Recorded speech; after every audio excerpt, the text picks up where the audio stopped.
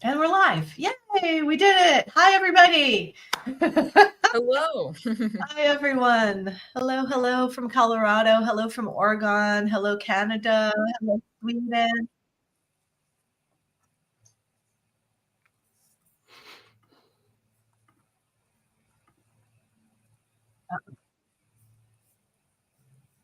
Are you guys experience the lag on my voice again? No. No. No, okay, because it is coming through my speaker like that. So let me just unplug it. That's odd. Yeah.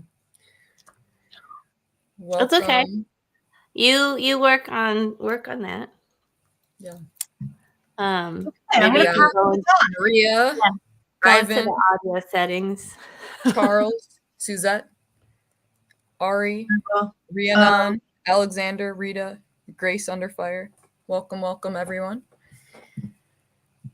I didn't know there was a Bethlehem, Georgia. Yeah, that sounds really cool. welcome,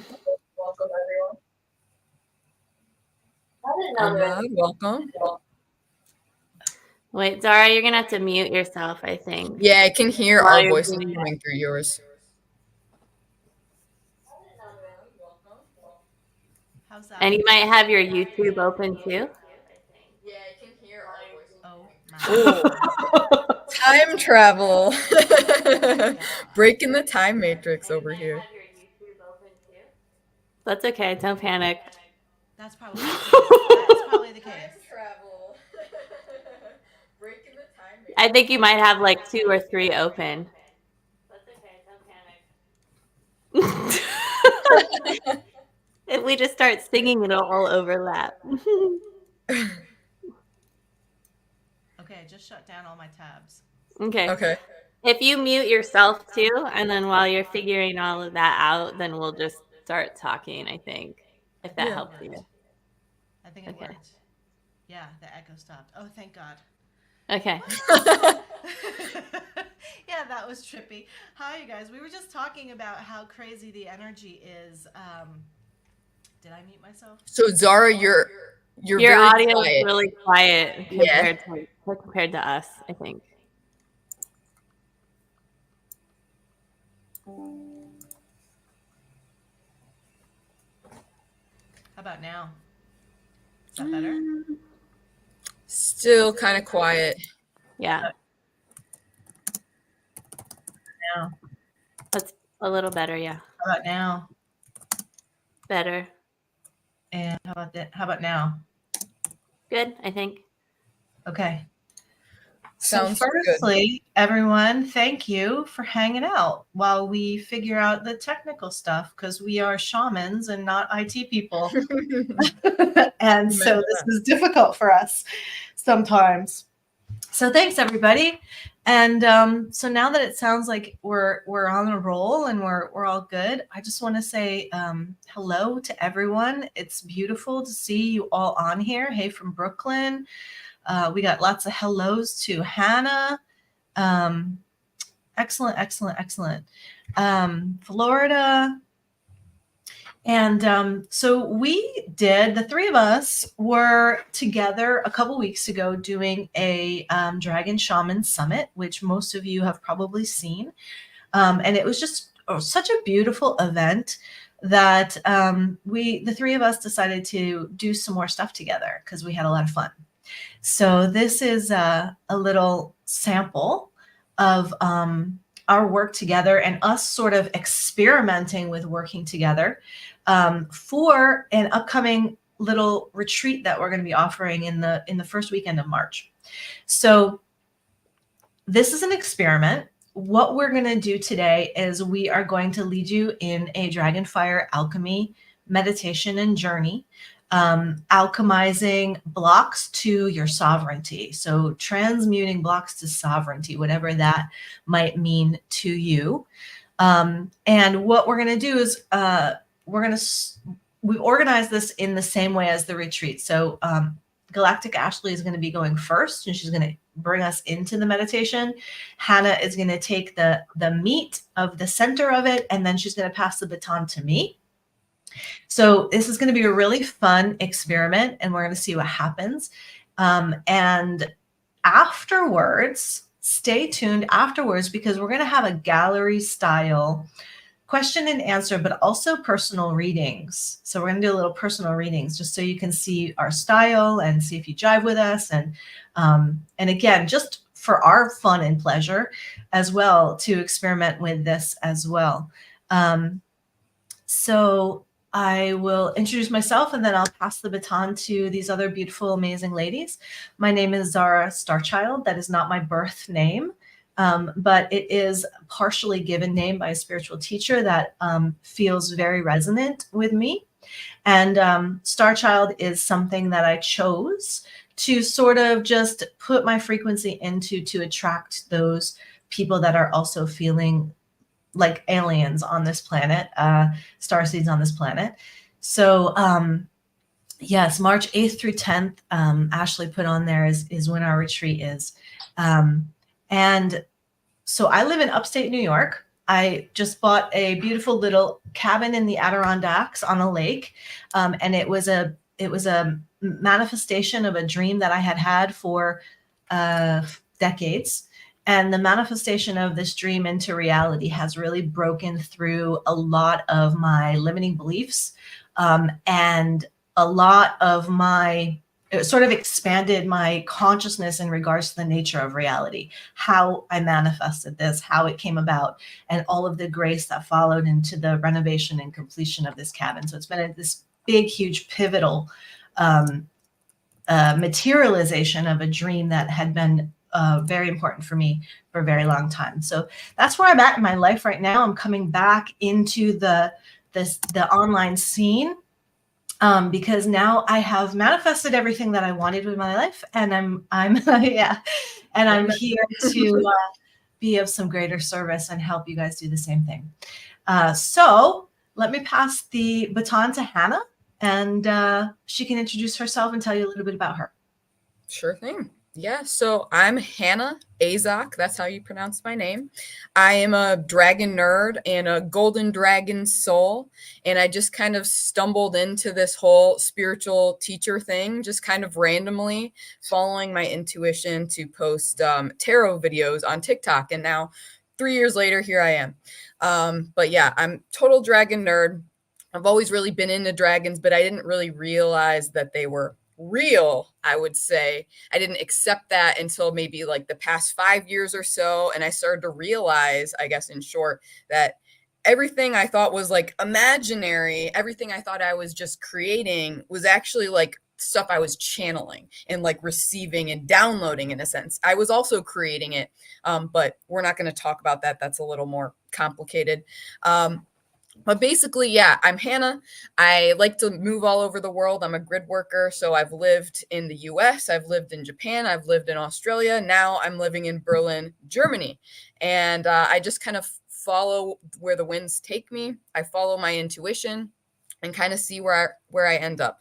And right now, I'm just creating a new life for myself here in Berlin, Germany. I've had the opportunities already to do like live workshops here about dragons and stuff like that. So it's super cool. And if you didn't know me already, I like to help people own their powers and step into the driver's seat of their own lives to really kind of attune to the frequency of their own sovereignty. So that's what I do. I'm here for it. Thank you, Zara, for hosting this again, and I'll pass it on to Galactic Ashley. Hi, I'm really excited to be here, and I'm looking forward to this 3-day event that we have coming up. I think it's March 8th, 9th, and 10th. It should be really powerful. I have no doubt. It's interesting how we've all come together. We're kind of like holding these pieces of a multi-dimensional triangle, to say the least, kind of creating sort of a template. And a lot of what I'm here to do is I also am a dragon, and I work with these frequencies. It's called the dragon consciousness. I'm really here to work with what's been going on with me personally recently is I'm going through a purification process of having intimacy with the death and the death consciousness. So that involves a lot of really going very, very deep into my own subconscious energy to remove frequencies of, I will say, like self-hate or the desire to die, because I can't clearly work with the death consciousness when those energies of interference are there. And so part of something that I ceremonialized into being about 3 or 4 years ago was, please remove everything in my life that is preventing me from intimacy with the divine. And a lot of things happened after that. And it's sort of, in a lot of ways, I don't want to say initiation after initiation, but I also believe that my life is an initiation after initiation, and that's okay. And the dragons constantly come in and ask me if I want to continue. And the answer is always yes, because that's what I'm here for. And so I think sometimes we can experience these things in our subconscious that are creating interference in our ability to manifest and co-create with the divine. And some of those might be like, oh, there's self-hate here because hate was actually projected upon me by someone else, and then I took that in unknowingly. And so these are it makes it easier to work with the death consciousness and sort of death energies, because when we create, something needs to die. So a phrase I like is, what if there's something that I need or I'm desiring to co-create, what needs to die in order for me to have this? And it's not something that when I say this, it's not something that we're killing. We're not aggressively going at it. But there's also been a lot of energies of grief that have been coming up. So I feel like grief and love are existing kind of in the same threshold, or sort of same doorway. So that's what's been going on kind of with me recently. And also I'm here to really activate and sort of, there's this sort of co-creation that is happening within my human body and the dragon consciousness. So there's like an actual like collaboration. So, okay. All right. Sorry, that wasn't for me. I'm like, oh no. So one thing that I do also have that's coming up, I think that we all have like some other things that are coming up. So when you resonate with one of us or all of us, I mean, I hope you come in March.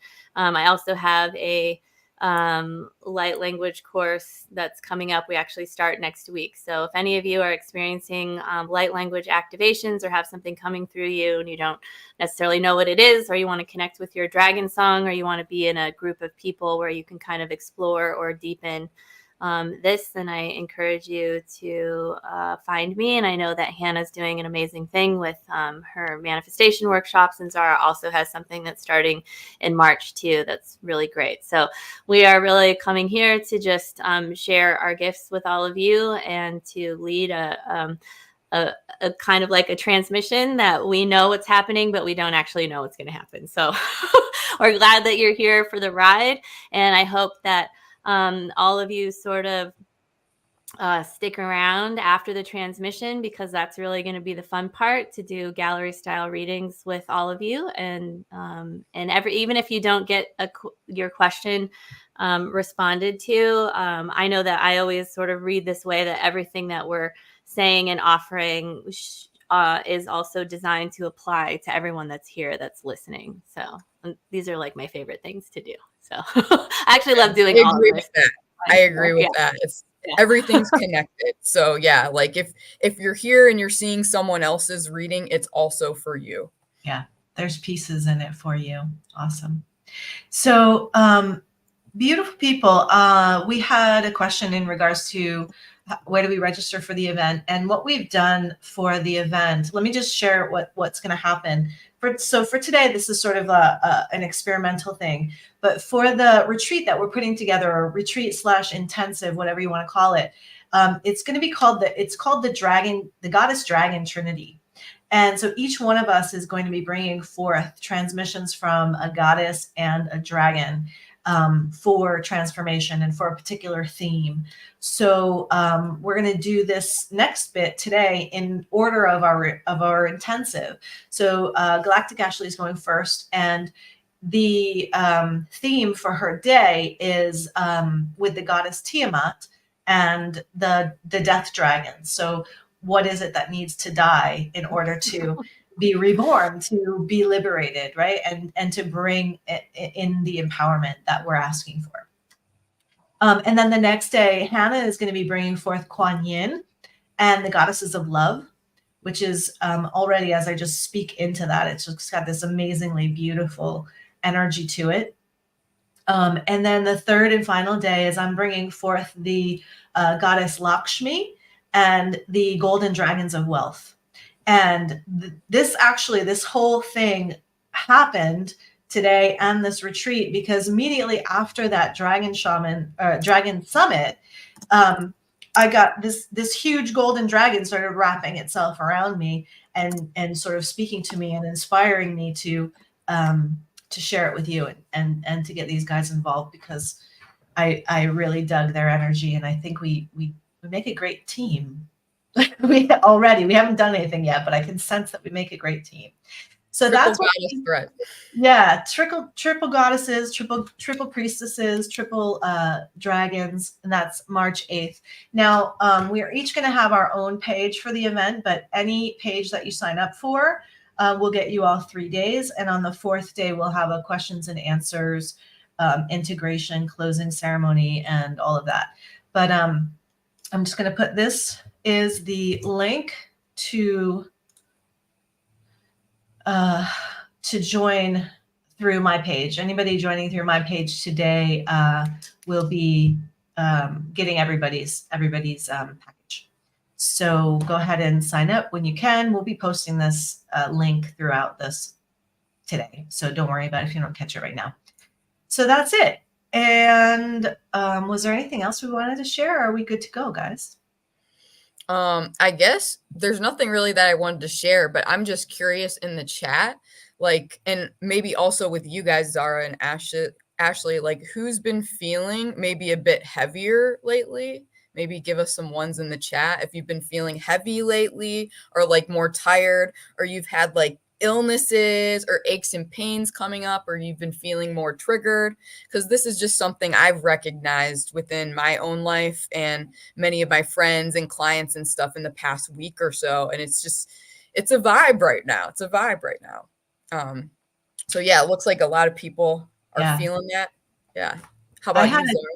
I had a great day on Monday. I was like really high and everything was like coming together, and I was on like I was actually working until 3:00 in the morning on Monday, and then Tuesday I just got hit and kind of floored. So my energy is really low as of yesterday, and there's some sort of cold going on. Yeah. So that's a collective you're seeing, Hannah. Yeah, it's definitely, we're gearing up for the next wave of our ascension journey. And so we're purging everything that's not really a match to these higher frequencies that we're about to step into and embody. So if you are feeling these things right now, know that it is totally okay. Just be kind to yourself, I would say, and try to get as much rest as possible, not to be angry at other people if they're pissing you off, if they're triggering you. Just hold this frequency of love and compassion for yourself and for others as we move through this collectively together, and know that you've come to the right place, because with this Dragonsfire Alchemy today, I think what we're going to do is we're going to work with Dragonsfire, which is very alchemical, and it can transmute that heavy energy into high frequency energy. So you can offer these things up to the Dragonsfire today to be transmuted, which will make space for you to kind of step into the highest version of yourself. And hopefully you'll be able to, join us for the event in March, where I think today we're basically, it's like a prequel where we're going to be like making space.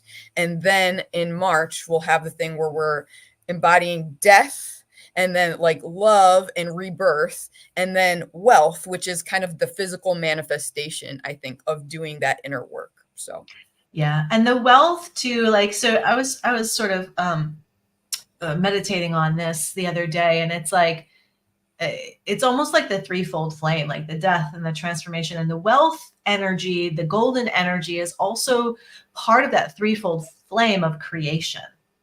And that's what we're like when we're trying to create wealth for ourselves. We're moving into the creation energy. And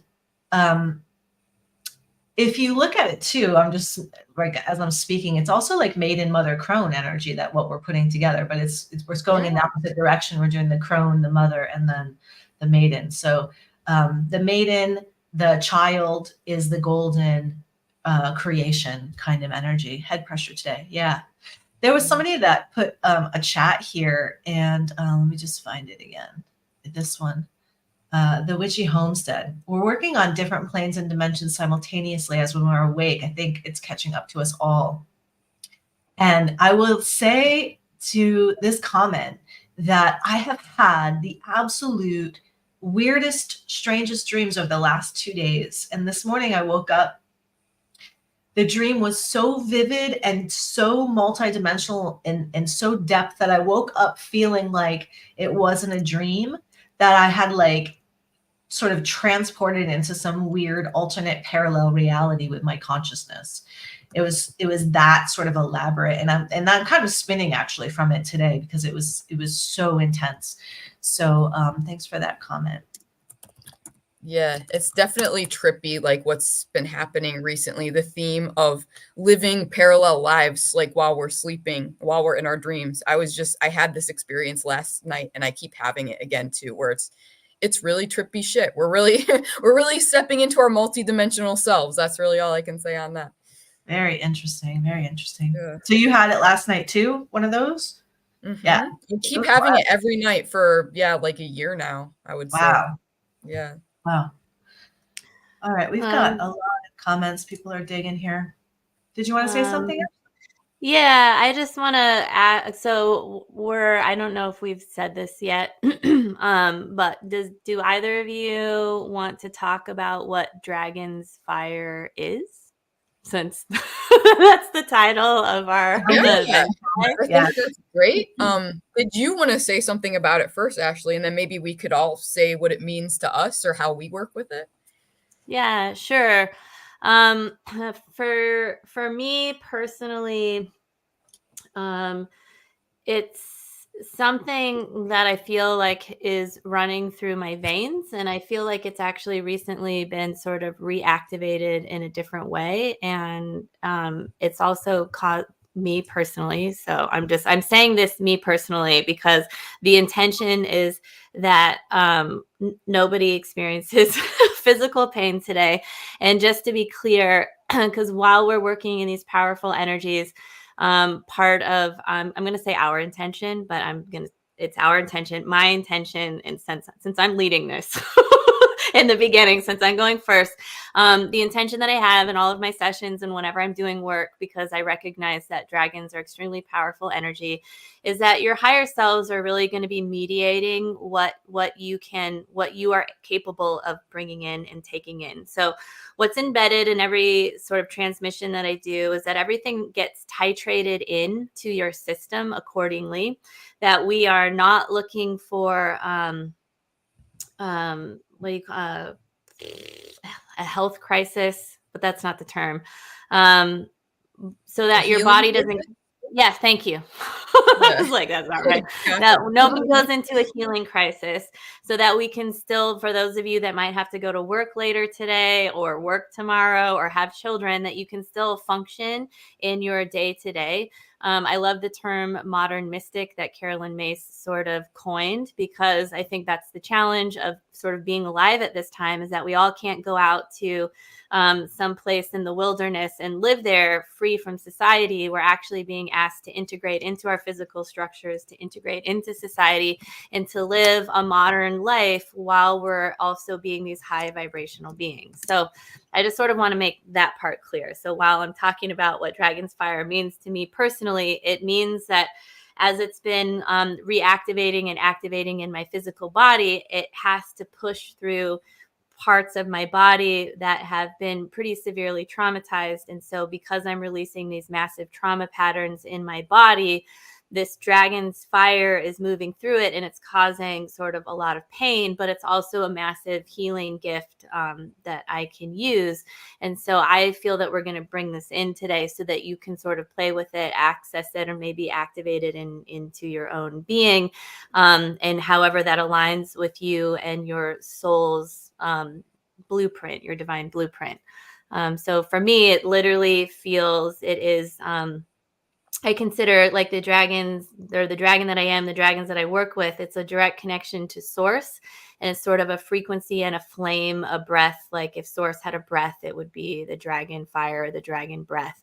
And so being able to embody that and having that sort of being able to emanate through my heart, that means I have a lot of work to be able to do that, and to have my body be able to like have that living in its veins. So it's not even something that I go out to access or have to grab from somewhere else. I'm wanting it to be my higher self, and myself are wanting it to like be in the body, so it's accessible, so that it becomes something that's just like fire that comes through my body, that is a healing energy and frequency that can help others. Beautifully put. Yeah. Yeah. Definitely feel that vibe. I think you said it eloquently. I guess also to build on that, I would say it's all the things that you said. And also for me specifically, it comes up as this alchemical frequency. So it can be really heavy, right? Like being a human in this physical 3D reality, especially if you do identify as like a dragon soul, as a starseed, as someone that's not from here, right? It can be so heavy and frustrating at times. And so I like Dragon's Fire because I feel like it is our connection to source, or our dragon energy, that allows us to instantly transmute that heavy energy into higher frequency energy. It's kind of like our superpower in that way. And I mean, Dragon's Fire, because of the programming of the false matrix, it can get a bad rap as just being like this fire that is so destructive and it's bad and it's scary. But really it's helpful. It's basically, it burns away that which is no longer serving you, that which is no longer a match to your frequency, so that you can step more into the you that is a match to this higher frequency. And that's just kind of how it appears for me. I think it's also, to kind of ground an analogy, it's like when you're working out, right? And you feel like after doing a lot of reps or something, a lot of cardio, you feel like hot all in your body, in your veins. Like that to me is Dragon's Fire. Like it comes through your body, it transmutes, that old tissue, that old energy, it burns it away, and it makes space for like the new, stronger tissue to come in. So that is how I experience Dragon's Fire. And I would say, I don't think I need to tell anyone here that when you work with the dragons, it can be really intense, like Ashley was saying. So I really appreciate, Ashley, that you're setting that intention for all of us to have it kind of mediated, that we're not going to go into any healing crises. Because I feel like a lot of us already are in healing crises. Like right now, this is the ascension energy, I think, for the next few weeks, is a lot of this stuff has already come up. We don't need to make it worse. I'm also going to set the intention that we get actually some relief, and we get to experience more like of the gentle, peaceful nature of Dragon's Fire. Because I also, just now it's coming in, it's kind of, it reminds me of being in like the womb or something sometimes. If you just kind of like soak in the Dragon's Fire, you just kind of exist within the Dragon's Fire, let it wash over you. It can be kind of this loving, protective, nourishing sort of energy as well. Yeah. And particularly because this is a live event and we're holding a container through the duration of this, but we're not doing follow-up, like holding space after for everyone. So you can go ahead and set the intention, like in the space. We'll create some space for you to kind of like bring in an intention for you today. But somebody asked if they were going to have, or for activating the dragon's breath of the dragon's fire. I would say that we're bringing in the dragon's fire, and if that ends up activating you because today is the day that you and yourself have designed it to be activated, then then let it be. But I don't our specific intention, I think, is more about sovereignty and reclamation of maybe parts of us that we're needing to sort of onboard again. more than activating that specific thing. For me, that feels like, I don't know, and this is just me, and maybe I'm overly sensitive to working with dragons and I've seen the fallout, that I like to have containers that are longer. So if I were to do that with somebody, I would make sure that we were like in a multi-week, month thing to make sure that that gets in and lands and stays. So yeah. Zara, you're muted. So there's a couple comments in here. Do you guys want to answer a couple questions before we get started? Sure, why not? Okay, so we're going to ask you guys not to ask any more questions, but we'll just get to these. And any other questions that you have, you can wait till the end. But just so that these don't get lost, I'd like to just are you guys aware of somatic shaking that can be triggered with working with? Yeah. So I'm going to say this. I'm just going to be really transparent with everybody that the dragons have been sort of with me and around me and communicating with me, but I don't have a lot of experience working with them. Just they've been in my awareness and they're making themselves available for me. That I up until now, I haven't been really, pulsed to work heavily with them. I've been working with goddesses for a really long time and different ascension frequencies. So I'm going to leave Hannah and Ashley to talk about the dragons for the most part. Well, but hold on, because Zara, you work a lot with the star beings, and I'm sure you've experienced somatic shaking in downloads and other things. Do you want to talk about that? Like, because it's still a somatic shaking. Yeah, no, I honestly, I haven't gone into like real somatic shaking, I have to say. Like what happens for me is I burp. Like I get burp and burp and burp, like almost to the point where I'm puking sometimes when it's really intense. And if I'm in meditations that are doing real big energy stuff, I will need to get up and move my body, but I haven't had sort of like involuntary somatic shaking. That hasn't been my experience as of yet. Okay. And also, I actually thank you for your transparency with the dragon stuff. I think that's really important. I don't feel that everybody is here, and this isn't about, oh, I'm way cooler because I came here to like basically like ride this very fine line between like, I'm not going to sprout wings and start breathing fire, but I'm still going to hold this form. It doesn't make me better than everyone else. There's people that identify with as being a dragon rider. So that means that they have past lifetimes where they weren't necessarily a dragon, but they had a very intimate relationship with dragons. And then there's people that channel dragons, or that the dragons are coming around because there are dragons and there are goddesses that come together. So if you're like, well, I don't know, and not like you don't have to push yourself into experiencing pain, and being a dragon and pain don't necessarily go together. That's just my experience. And I've been working with dragons since I was born. Like there isn't a separation between me and my dragon self. There have been, but I'm not going to get into all of this right now, but if you come to the event, we'll definitely talk about this a lot more. But I just want to make some like clarifications, right? Like this is just about how do dragons work with you, and we're still going to bring in dragon fire and dragon flame energy that you can all connect with. You don't necessarily have to breathe it out your body, but it's still going to be really powerful for you. So your relationship with the dragons and how you experience them is really ultimately all that matters. Amen. Yeah. Yeah. Well put.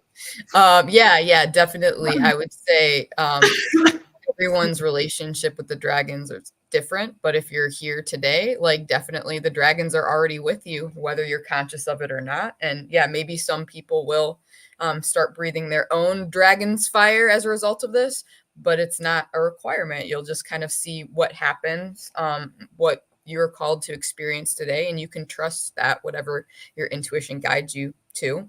And I guess to answer the question, I would say, like Zara, actually, like I don't really experience much shaking. I have like a few times, but more so it is like I feel energy moving through me in other ways. So I will feel like I'll get really, really hot, for example. And an example of this is like when I got my Reiki attunement. I only got Reiki level 1 attuned. And when I did this attunement, I had to like stop because all of a sudden I was just so overwhelmed with such heat. I almost blacked out, and like everyone noticed, and I had to like lay down. They had to get me water. It was like this whole scene and thing, because the dragon's fire that came through for me particularly was just so intense. It almost like burned up my body, like will you say. So that was probably the most like somatically intense experience I had when like channeling energy healing and channeling the dragons. But generally for me, it is very subtle. And I usually like to just have like a crystal with me, for example, and I like squeeze like the crystals while I'm doing like energy healing, energetic work to kind of channel any excess energy. And like Zara, I would say also like burping is so common for me. Like when I'm moving energy, it just happens naturally. Yeah. And so I encourage people. I definitely tend to draw in a lot of people that are going through pretty somatic experiences with energies. So I've had friends and people that I've sat around that were just getting massive downloads from their star families, and just full on were just like they almost black out, and they just like all this stuff goes on with their body. I don't think they're experiencing that anymore. So this isn't always just dragon related. A lot of times when our, I like to call them stations of identity, or our multidimensional parts of ourselves are bringing in information, our physical structure has to be able to sort of embody that. Otherwise, to me, knowledge is knowledge, information is information, which is lovely. But until we can actually embody it, get it into our bodies and integrate that, then we don't really have access to the wisdom part of it, so that they become emanations that sort of continually emanate out of our field. So to me, the shaking can be a part of purging, which can look like yawning, which can look like crying, which can look like throwing up. It can look like burping. It can look like sweating. So I encourage all of you, these bodily sort of experiences that we have, like really getting really curious about them.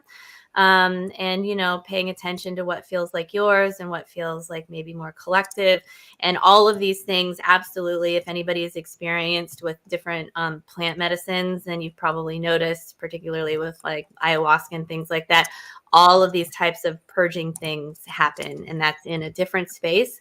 But those same purging experiences can obviously, of course, happen outside and in any sort of altered state of consciousness, because a psychedelic experience to me can mean a contact experience with galactic family, can mean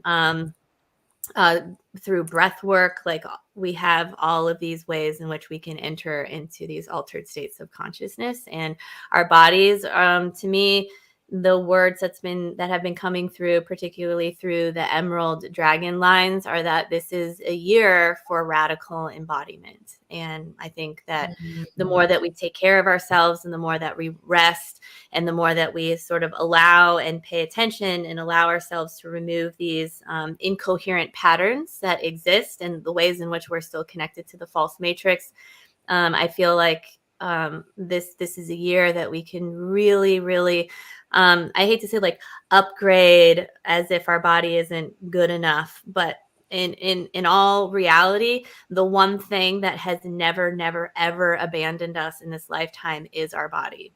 And so to me, we're here to move into higher frequencies and higher vibration, into the new earth, into 5D living with these bodies, and that we're dropping density in the body.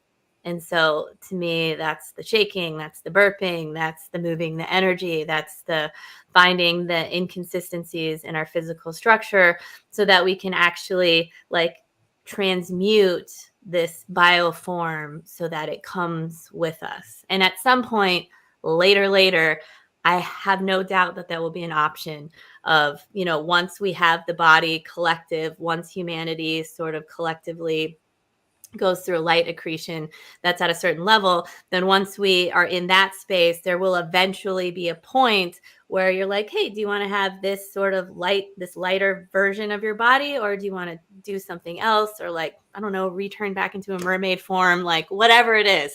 But that's not happening like anytime soon, until we really do the work to really integrate with this body.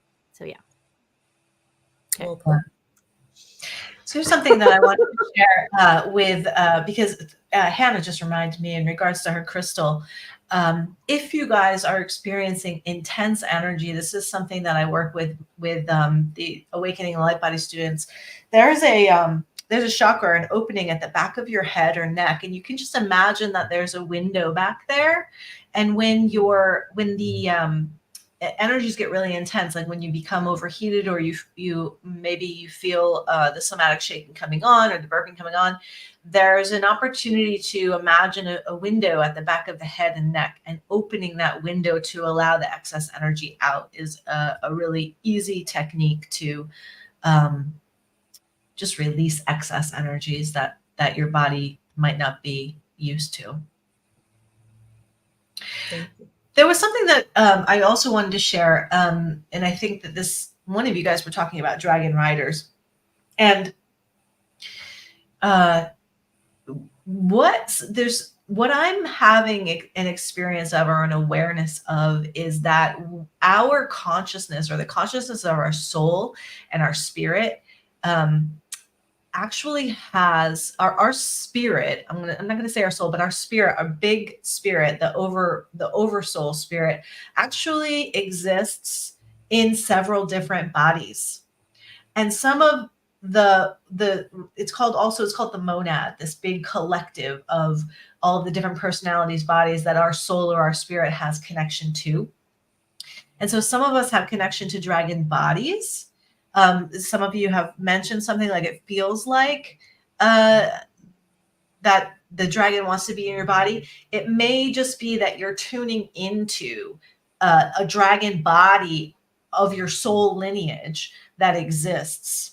And it's not about getting the body inside of your body. It's more about expanding your consciousness into the dragon body, and merging consciousness with the dragon body, and receiving the gifts of that dragon body, and sharing your human gifts and your human experience. Do either of you want to speak on that at all? I feel like, yeah, what you said encompassed it. It's like we're just stepping in on this ascension path. We're stepping more and more into this multi-dimensionality, and it's really hard for us to like wrap our brains around it right now, because we're so used to the third dimension of duality reality, where it's like it's this or it's this. But in multi-dimensionality, it's this and it's this, and it's so much more. It's so much more than we have been taught that is possible. So it's like, yeah, we really are all living these like parallel lives as all these different beings and all these different bodies like simultaneously. And I love how you said, yeah, it's more about it's kind of pulling our awareness up, like, and out, and to get the higher perspective, rather than like becoming a dragon or anything. It's just pulling your awareness up enough, getting the higher picture enough so that you can see, oh, hey, I'm already a dragon. Like over here, I've got a life as a dragon, and over here, I've got a life as a dragon, and I'm a mermaid over here, and I'm an alien over here, and I got a life in the Middle Ages over here, and a life in the future over here on Earth. So it's like you've got all these lives, and they're all happening simultaneously, because time is an illusion. It's a structure of this false matrix. So I think that's what we're going to be stepping into like more and more. And that's part of the ascension process. And it's what's fun is it's kind of like reclaiming all these other identities that we have, and kind of like bringing them all together and integrating them. And the wisdom and the gifts that they hold. Totally. Yeah. There's some really amazing movies out there and shows out there, guys, that dramatize. It's drama. It's TV Hollywood drama, but it dramatizes this multidimensionality and our greater gifts. And one of them is it's called Sense8. I'll put it in the chat. Sense8. I don't know about this. Yeah, I do, but I just like there's so many good shows. I just am so rated PG that I can't handle it. But it is a good one. I usually watch one episode of that and like the AO one or OA. The OA, and the second season of the OA really, really does it. But Sense8 is about all of these people sort of awakening to being telepathically connected on the earth plane, and in their telepathic connection, they can also share their gifts in their bodies. So, Hollywood drama, one of them's like a mobster burglar, one of them's a gay actor, one of them's, they have all these different gifts. One of them's like a scientist and a tech person. So when they need to break into somebody, they call the Russian mobster in and he does the job, or, whatever it is that they need, they can call on each other's gifts that embody through them here. So it's a really cool, fun show, but it's a dramatization of what I believe is the future of our consciousness. And the OA is another one which, I just read Burb's comment there. Nice one. Yeah. So the OA is another one where she and a group of people discover how to trip into parallel lives, into their bodies that are existing in parallel realities. So that's a lot of fun. And that's in season 2. Season 1 is amazing and awesome, but season 2, you really get into it. So those are some fun things to look at in your evenings. But I think we should get going because we've been talking for like 47 minutes. Okay. Thanks everybody for joining. And what we're going to say, I just want to say that if you're not planning on staying, it's probably going to be a good 45 minutes this bit, give or take. So if you're not able to be in a place where you can really absorb and honor the ceremony of this journey, it may be best if you sort of tune out and then come back in 45 minutes or so, just to sort of respect the energetic space of the ceremony, so you're not just getting bits while you're trying to do other things. So how does that sound? Ashley, good? Mm-hmm, mm-hmm.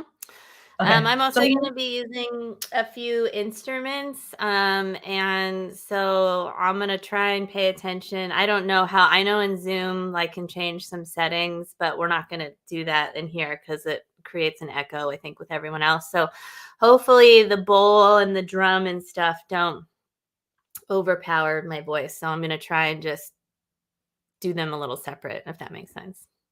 Cool. So I'm going to leave you with Ashley, and I'm going to tune out. We're just sort of... Okay. Just kidding. All right.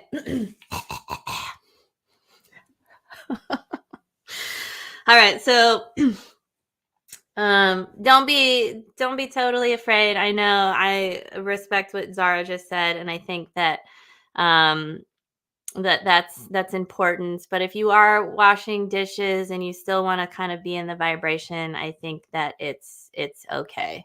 But if you're really not paying attention, then I think that if you come back later. So ideally, and especially because Hannah has her hypno magic, that's gonna happen too. And so a couple of things can happen. I call it sort of clicking out. So it's beneficial if in this moment you can get yourself comfortable. You might even want to lay down. If you have a particular meditative practice and you're like, I like to sit up, then go ahead and do that. When I do these, I personally like to get real cozy and cocooned up and kind of lay there. I like to just lay like this. I don't know, my death pose, or however I feel like being guided. And I like to lay down and really, really go deep with this. So that is the opportunity that you have. And if you're in here and you're like, I'm not getting it, and I keep going in and out, that's okay. Just be really kind to yourself. If you happen to it's not even falling asleep. I call it clicking out. You just completely go out.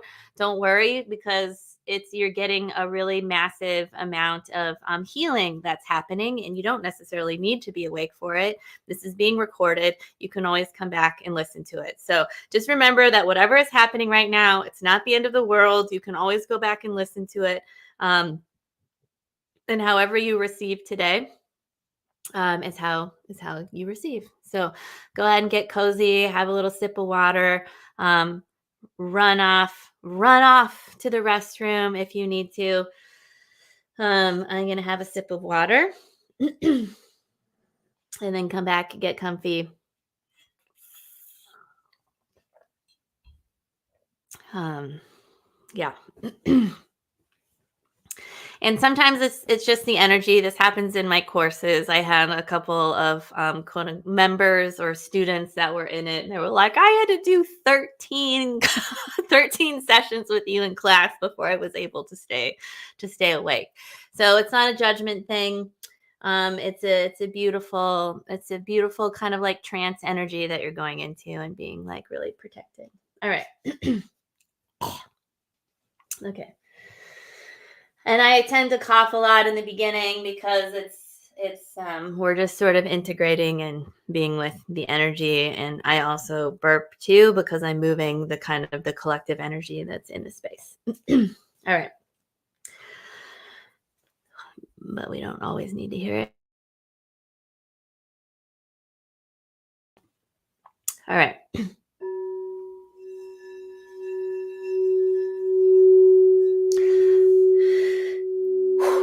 So let's take a deep breath in.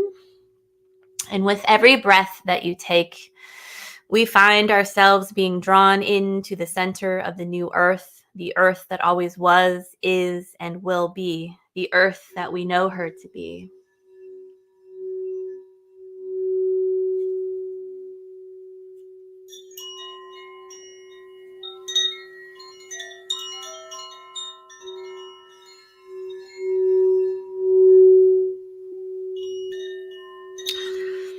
And as we do this, we find the frequency of the dragon consciousness, this consciousness that exists beyond the threshold of creation, as they come in collectively with the new earth energies to create a space of safety and unconditional love and support.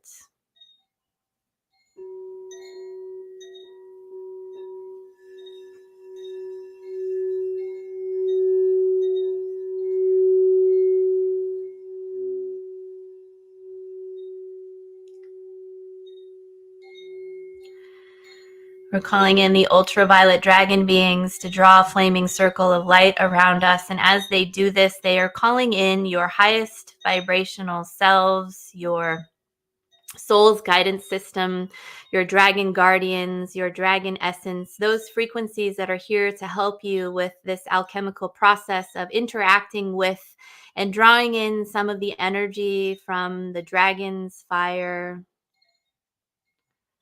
knowing that this is a safe place. And only that can be with the fire energy, that is the light, can move through the fire itself.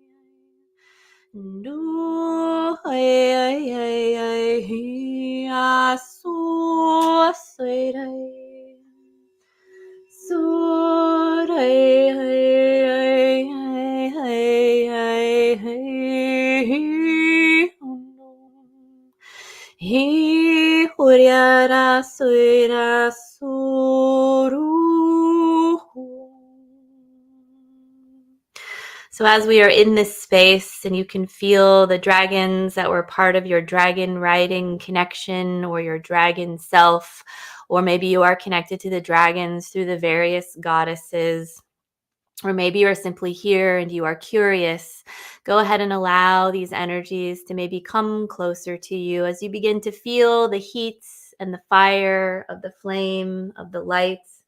And as you find yourself, remember that when you call in your cosmic octave, these are your home frequencies, that they are connected to your bones of light, that your skeletal system is just like this crystal bowl, and that each one of your bones emits a very particular frequency that is unique to you. As you are feeling the flame go through your bones, connect to the bones, and to emit your cosmic octave so that you can, in essence, experience your true self that comes with you, to invite in your home frequency that moves through your bones.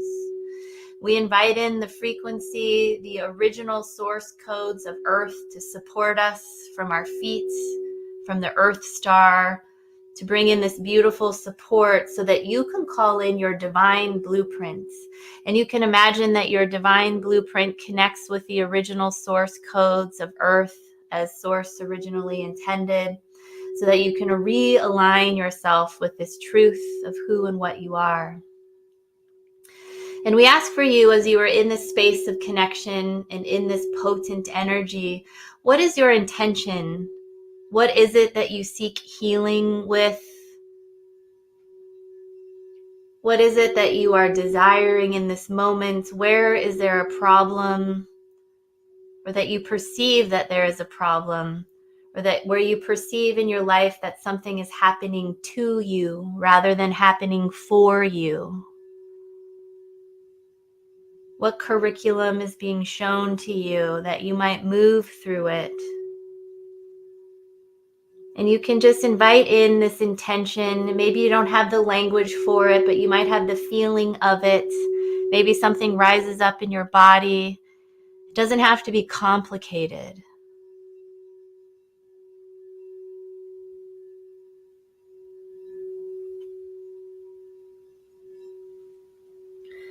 And as we invite the flames of the dragon fire, we can find ourselves gathering around this beautiful dragon's fire. It is as if the breath of the dragon has risen up from the core of the earth and has brought up this beautiful flame for us to interact with. If you feel that you might want to breathe in some of the flame, you might feel that you just want to interact with it, or just allow it to start heating up your blood, start heating up your energy body, and start heating up your system. Again, we are reminding all of the beings that are present that we are not here for a healing crisis, and that all of the energies titrate in a way that is feasible and that can be handled with that the physical structure is very much in charge, and the wisdom of the body we are asking to be very present so that it takes in exactly what it needs to.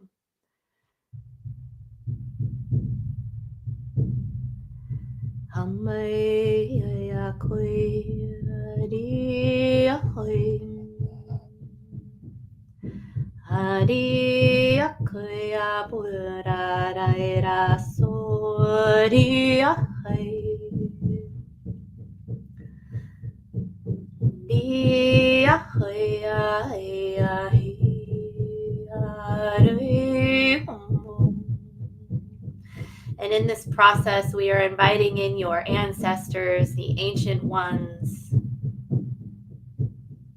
We are inviting in the cosmic serpents and those energies that understand what it means to know the divine frequency that exists on the face of this earth. Because before the serpents got their wings, they are directly connected to the dragon consciousness, to the dragon frequencies. These energies exist within your own DNA. They wrap around your spinal column, your core essence, your core, your channel that is in the core of you. And your ancestors are here all behind you as if they are serpentining out behind your heart space. They are showing up for you and showing up with you. These are the ascended ones, the ones that are healed. And we are asking for the ancestors that are within your own system, within your own body, that need healing, that are ready to cross into the fire themselves. We ask for the dragon illuminaries to open a light gateway in the center of this dragon's breath, so that they may cross and that they may enter, and that you are here to feel this, so that you can eliminate, so that you can release soul patterns that are ancestral, that are held in the ancestors, so that you can release grief that you are grieving from the ancestors.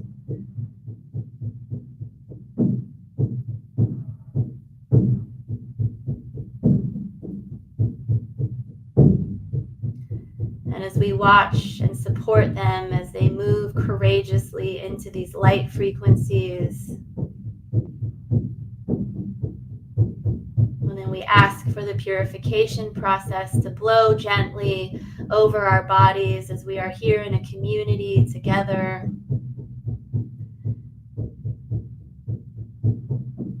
And to feel the unconditional love from all of the ancestors that understand, because we understand what it is that you are moving through. We understand what it means to hold the key codes in the DNA.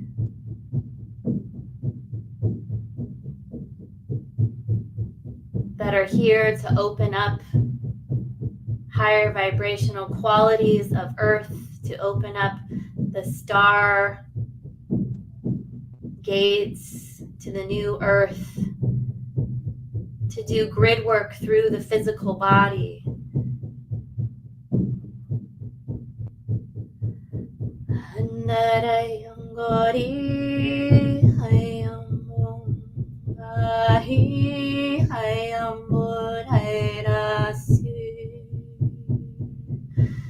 You can offer the parts of you that feel shame, the parts of you that feel grief, whether you can identify them or not. You can offer them into the bright flame, the fires, the dragon's fire, the breath of source as it moves through this space, gently purifying. And again, feel the power of the ancestors at your back, supporting you through this process. The courage of embodiment, for you are needed.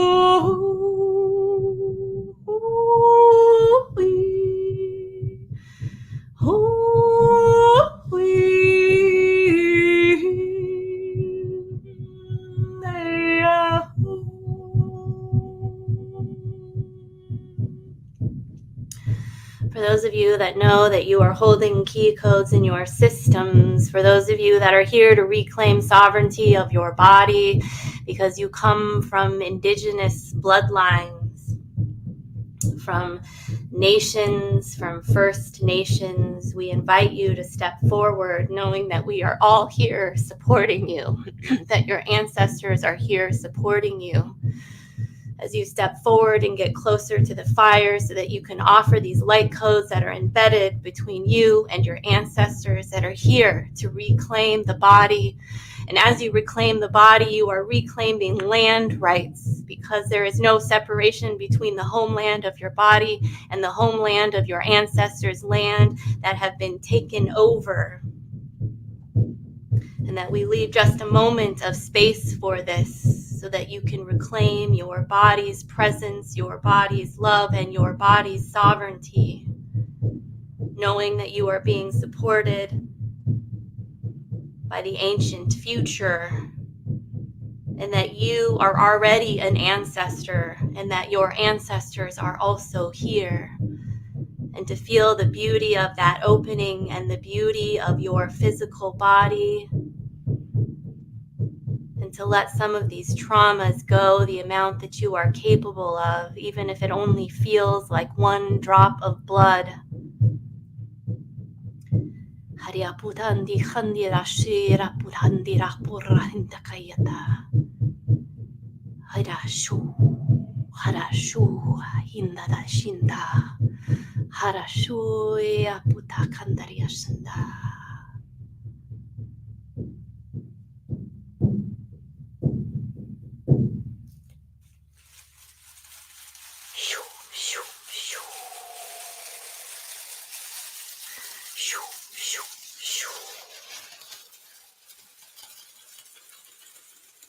And to feel the unconditional love as it moves through you.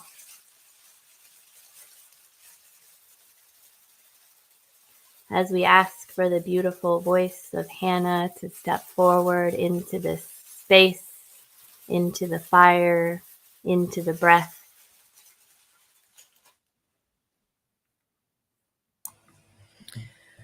So in the center of this circle, you can take in now, for a moment, the silence, the stillness, taking a moment to be present in your body, to be present in the present, to be here now.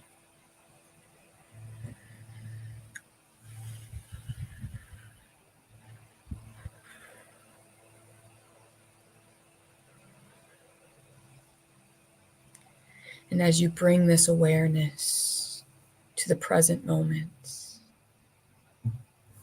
and to your body, you can allow your gaze to go to the dragon's fire in the center of this circle we have all collectively created. And you can allow this dragon's fire in the center of the circle to show you a vision right now. A vision of you as your most sovereign self. A vision of you as your most multi-dimensional self.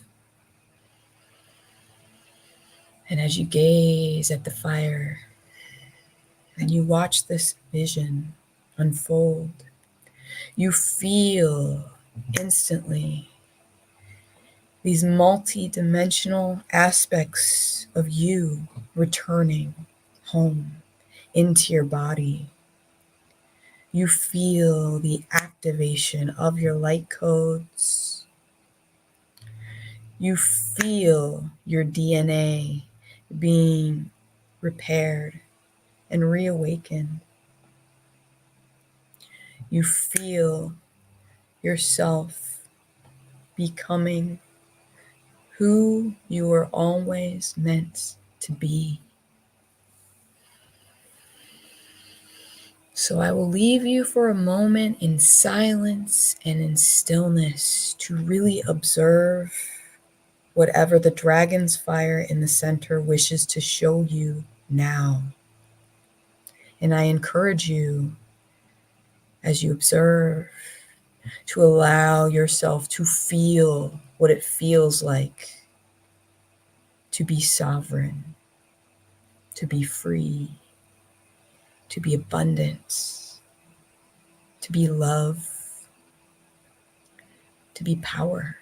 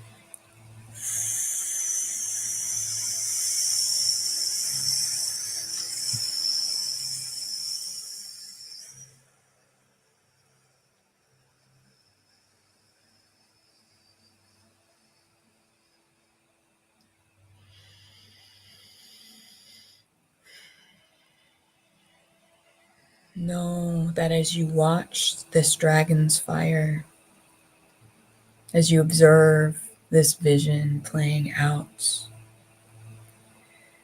that this is already so. This reality is happening now, here, right in the present moment. Now, the dragons invite you to undergo the transmutation process that will allow you to manifest this particular reality, to align with this particular timeline now. And you can see how a portal now opens in the center of the circle amidst the dragon's fire. A door. You can start to approach the door now, feeling the earth calling you, drawing you in, feeling your most sovereign self calling you, summoning you, and feeling the dragons doing the same. As you approach this portal, you intuitively know that when you enter, it will take you to a special pocket of the dragon realm that exists within our Earth's core. You realize now that the dragons have always been here. They've always been with the heart for Mother Earth. And you have now reached a point on your journey where you are able to visit this place and to reclaim a lost fragment of your soul, a part of you that was forgotten many millennia ago as a result of trauma in order to keep you safe. But the dragons let you know now with their loving, healing, supportive, and powerful presence that you are safe, that you are whole, that you are connected, protected, and loved. That we are all in this together. And the time to reclaim this part of yourself is now. So on the count of 3, we will all enter this portal together, and we will journey to the center of Mother Earth, where we will end up in a pocket of the dragon realm.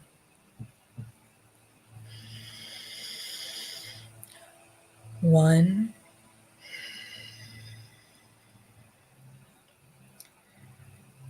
two,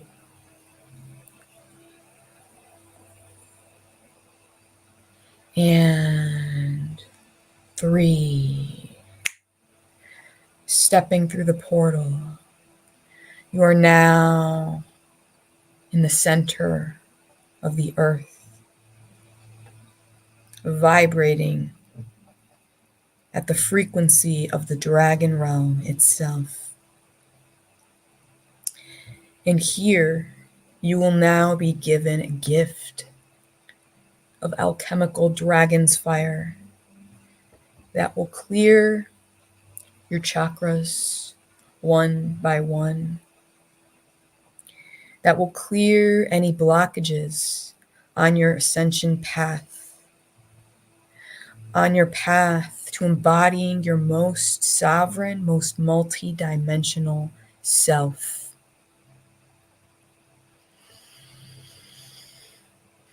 You feel yourself drawn to step forward. And as you do so, immediately you are engulfed by red dragon's fire. And you allow this red dragon's fire to flow throughout your veins, throughout your energy body, filling you with passion, filling you with fire, filling you with stability. And you feel how this red dragon's fire goes straight to your root chakra, and it burns away any impurities lying there. You can feel as these blockages simply melt away, as they are dissolved in the wake of this red dragon's fire. And you can inhale now, drawing in red dragon's fire through your pores, through your being, and exhaling any remaining blockages in your root chakra, letting them go, letting them flow back to Mother Earth for transmutation as you yourself get lighter and lighter, clearer and clearer, more and more whole in your own energy, more and more sovereign. Know that you are safe. And so, carrying that safety with you, you take another step forward. And now you are engulfed by orange dragon's fire. You can allow it to wash over you in waves upon waves of healing, enlivening energy. You can feel its heat moving through you, activating your creativity, activating your light codes, clearing out any density in your system. As it moves down to your sacral chakra and congeals there, instantly burning away any impurities lying in your sacral chakra. And you can exhale, letting those go, letting them return to Mother Earth for transmutation as you get lighter and lighter, clearer and clearer, more and more whole in your own energy. Knowing that you are a creator. You are creativity. You are creative. And as you take in another inhale, you allow this in, you allow yourself to reclaim your divine creator self that's always been there. Exhaling, releasing any resistance to that, letting it go, letting it flow.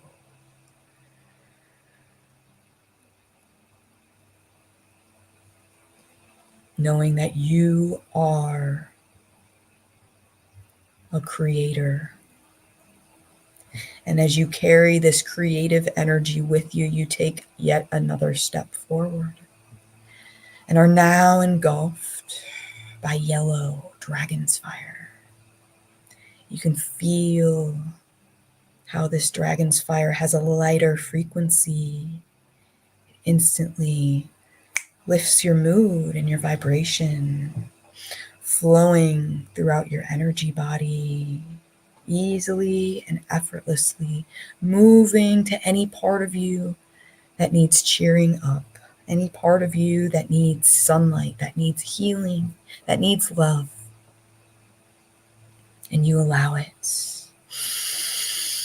Inhaling, sinking into this frequency now, letting it in, letting it flow. Exhaling any resistance to that as the yellow dragon's fire congeals in your solar plexus chakra. And you feel how instantly it dissolves any blockages lying in wait. Dissolves self-loathing, dissolves the desire to give up. It dissolves doubts, dissolves fears. And as you inhale this yellow dragon's fire, you feel yourself growing more and more confident. And you remember that you are enough, that you have always been enough. And so it is. You can exhale. Simply releasing any blockages to this enoughness now. Letting them flow back to Mother Earth for transmutation as you yourself get lighter and lighter, clearer and clearer. Knowing that you are confident. Carrying this confidence with you, you take another step forward. And you are now engulfed by green dragon's fire. You can allow this green dragon's fire to wash over you now in waves upon waves of loving energy. You can feel its gentleness, its healing qualities as it flows wherever you require love in your body right now. And as you inhale, you choose to allow this in. You choose to receive, knowing that you are worthy of receiving and that you've always been worthy of receiving. Remembering that you are love. And as you exhale, you release anything that is not this, letting it go, letting it flow back to Mother Earth for transmutation as you get lighter and lighter, clearer and clearer, more and more whole in your own energy. And the green dragon's fire now congeals in your heart chakra. And you feel it expanding and dissolving the hurt in your heart, the grief, the heartbreak, the fear. You feel it for a moment, acknowledging it. And then you exhale, releasing it to the green dragon's fire for transmutation. You allow it to dissolve. You let it go. Inhaling love, straight into your heart space.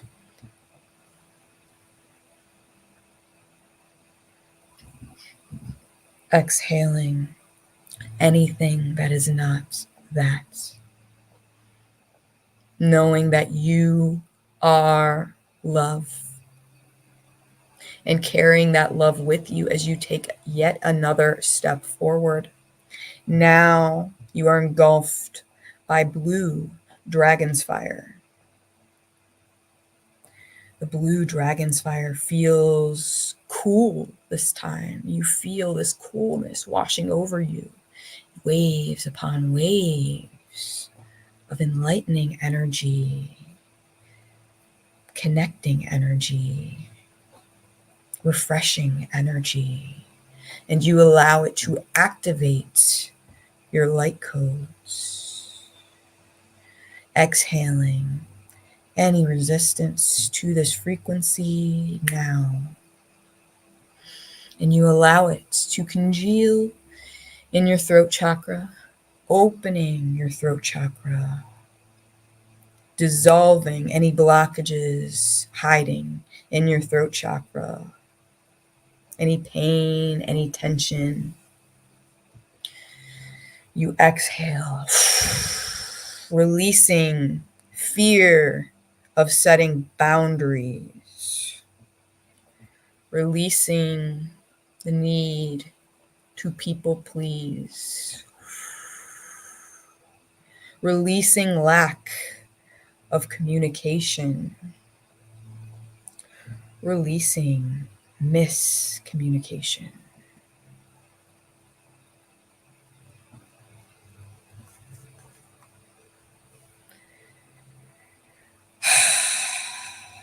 You take in a nice deep inhale and you feel your throat chakra opening up and expanding, and you allow yourself to speak aloud if you feel called to do so, to make sounds, to make noise, to express yourself, to burp, to move the energy that is now coming up through you.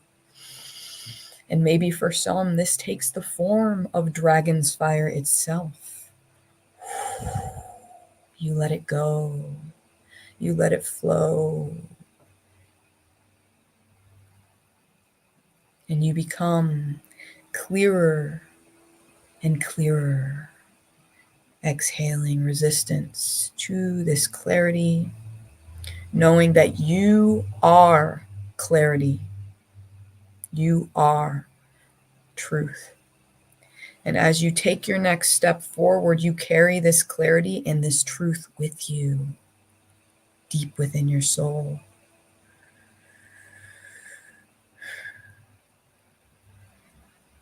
And now, you are engulfed by indigo dragon's fire.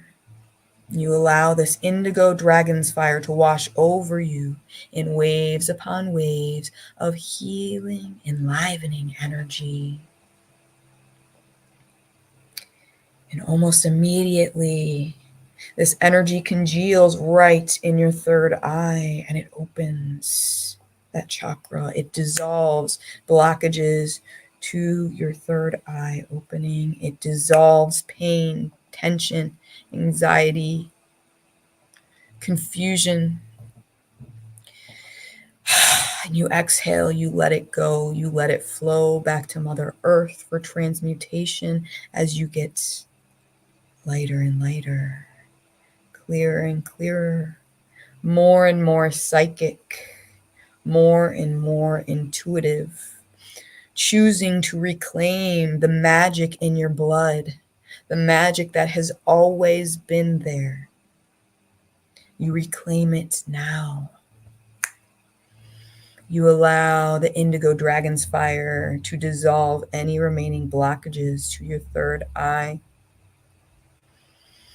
Exhaling anything that gets kicked up, simply choosing to let that go, choosing to be here,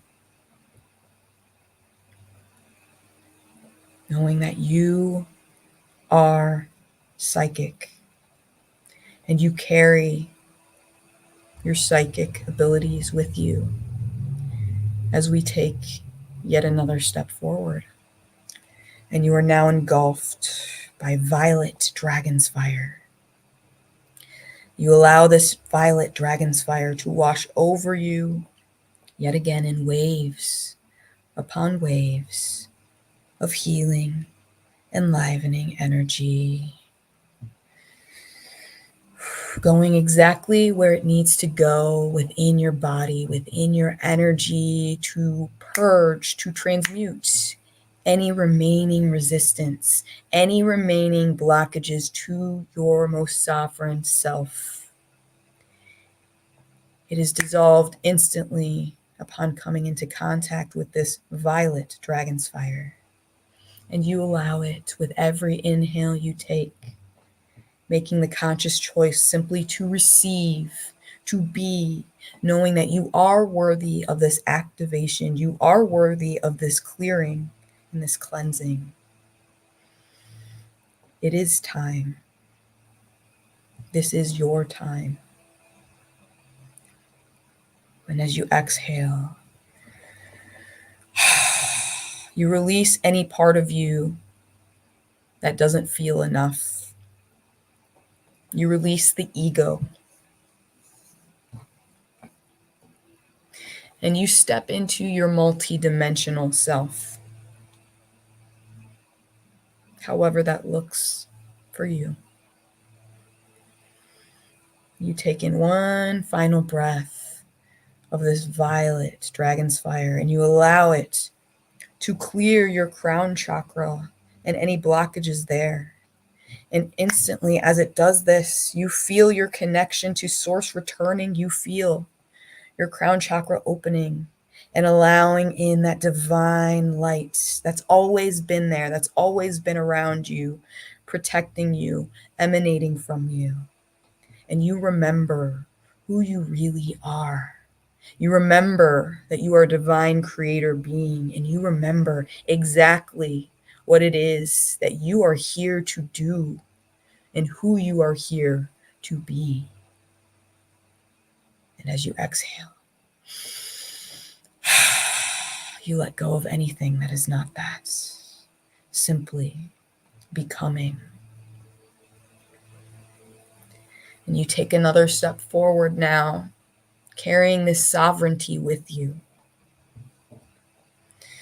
You allow yourself now to go deeper into the center of the earth. And you realize that within the center of the earth, there is a pool of healing, enlivening, high frequency energy of liquid dragon's fire. Notice what color it is. Notice how you feel as you approach it. And when you are ready, you can enter this pool and simply allow yourself to be immersed in this pool, in this liquid dragon's fire, receiving any activations, any downloads, any healings, any revelations that you are ready to receive.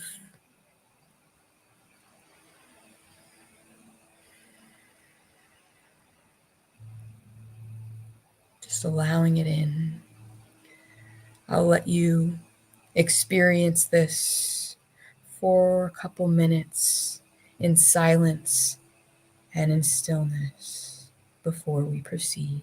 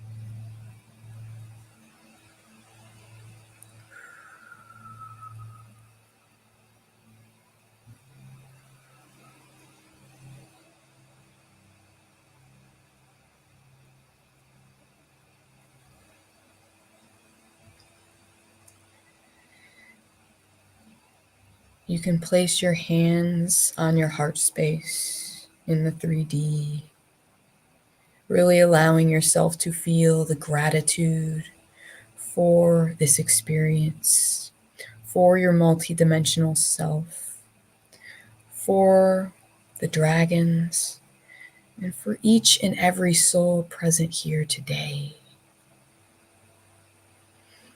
As you remain in this loving, holding space of Dragon's Fire that we've created together. And we now allow Zara to guide us home.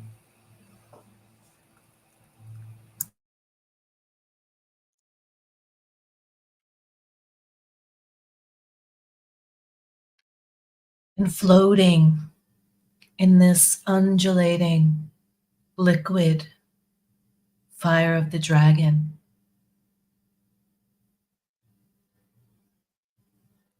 you are being transformed, you're being transmuted.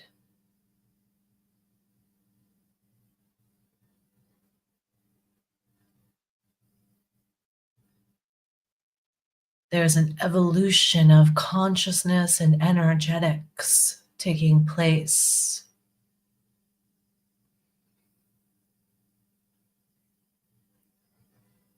From this space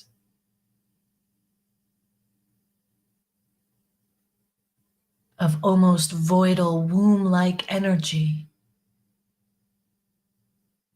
you can reclaim or create from the infinite possibilities available.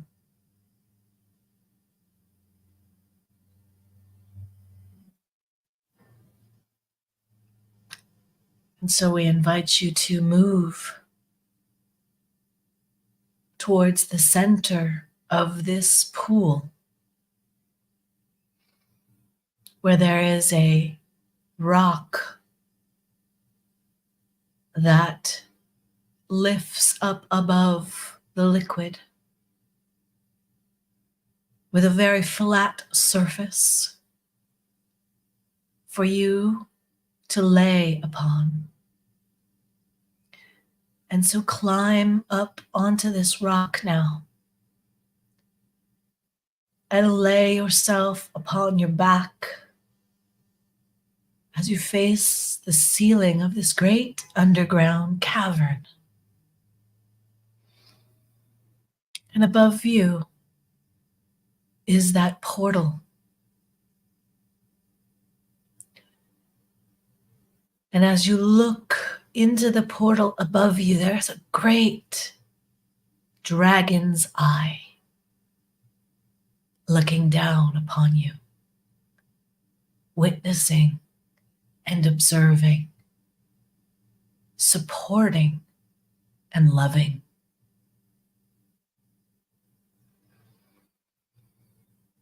And we invite you to begin to chant to yourself internally.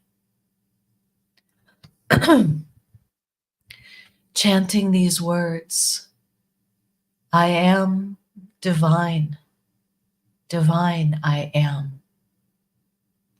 I am divine, divine I am. I am divine, divine I am.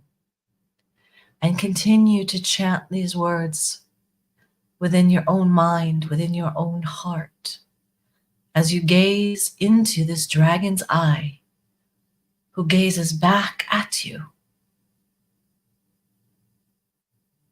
And the proclamation of this statement, I am divine, divine I am, is the antidote, is the medicine for all of the limiting thoughts, all of the limiting beliefs that would have you question, who do you think you are to become so big, to become so powerful, to co-create your life? Who do you think you are to pass the boundaries of your ancestors, to pass the boundaries of your community, to reach further, to proclaim greater for yourself. Who do you think you are? And the answer, the antidote: I am divine. Divine I am. I am divine. Divine I am. I am divine. Divine I am. Feel the empowerment that these words begin to activate within yourselves. For I am divine. No more divine than you, but divine I am. I am divine, no more divine than you, but divine I am.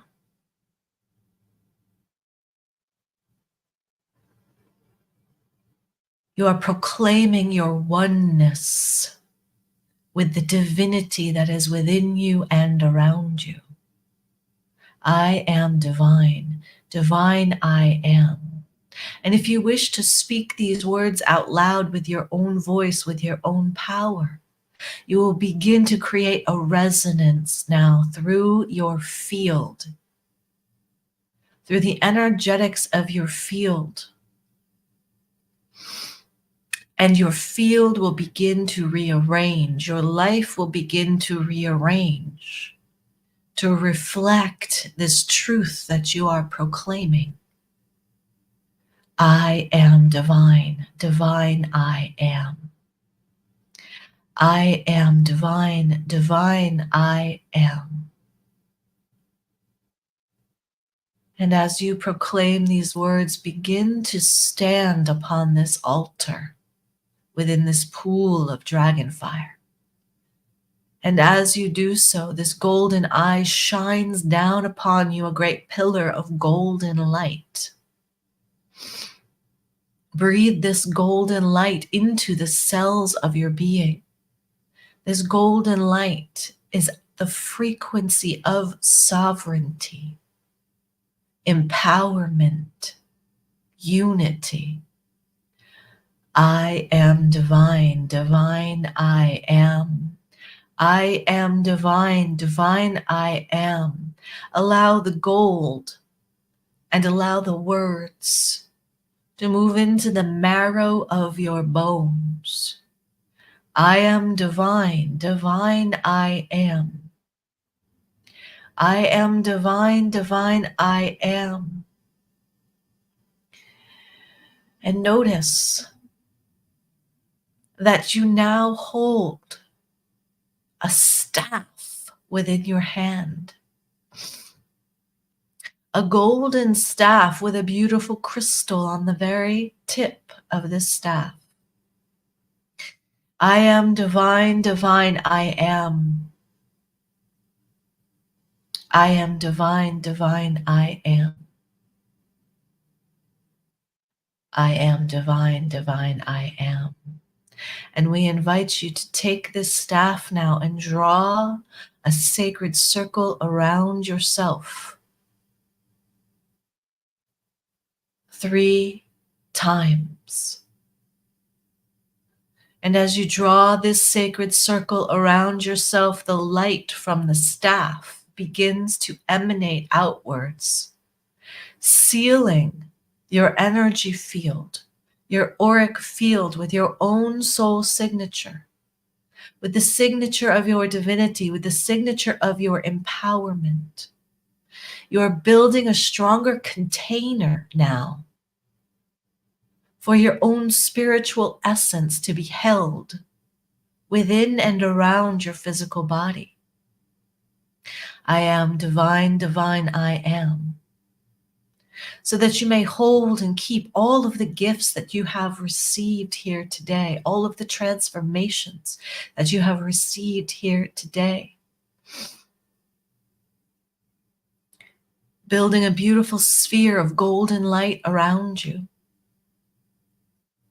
And when you are complete with this, the pillar of light shifts and changes now to a platinum energy. And we invite you to take your staff and draw a circle, a sphere around you 3 times with your staff. I am divine, divine I am. All the while repeating these words, infusing the golden sphere with the energy of platinum, the strength of platinum. I am divine, divine I am, to strengthen and fortify your container. This source frequency, this divinity that you are claiming so that you may walk through the world in a container of home frequency, in a container of your soul spiritual essence. I am divine, divine I am. Sealing any rips, tears, leakages, blocks in the auric field. Fortify this field for your greater, uninterrupted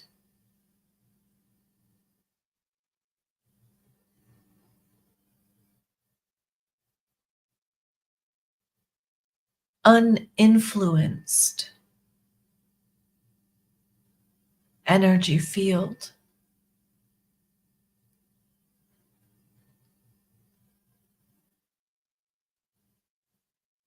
And as you build this greater sphere of light, you begin to levitate in this great, beautiful bubble that you have created up through the portal above you, moving through the many layers of the earth. And you may look into the earth, maybe seeing the quartz, the amethyst, the veins of gold and silver, the crystals,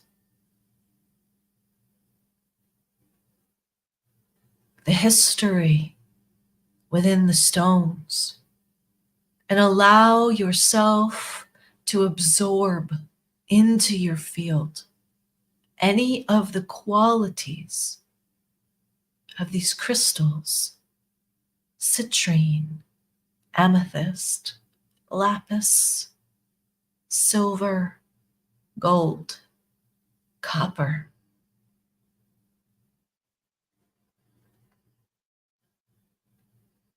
Drawing in what would be most supportive for you to take with you. Drawing in the essence, the frequencies that would most greatly support you on your path. And as you emerge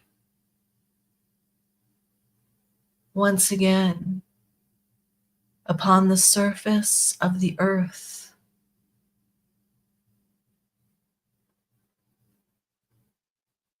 you emerge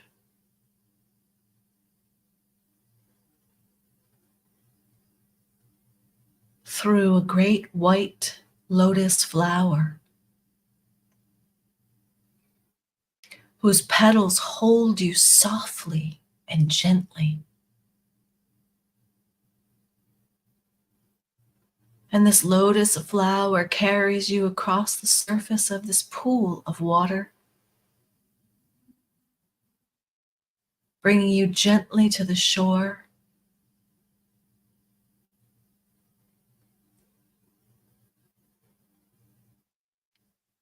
And we invite you to rest now and allow yourself to integrate all that you have received through this journey, all of the frequencies in the silence between the words,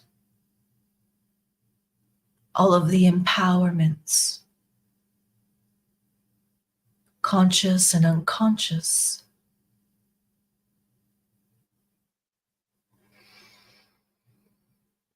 Gare naharuye ano arahanari aki anoro hasharaho ranaware narakurete ya Shalo iraki hamahueo alamo hashihana asolomo akianarwa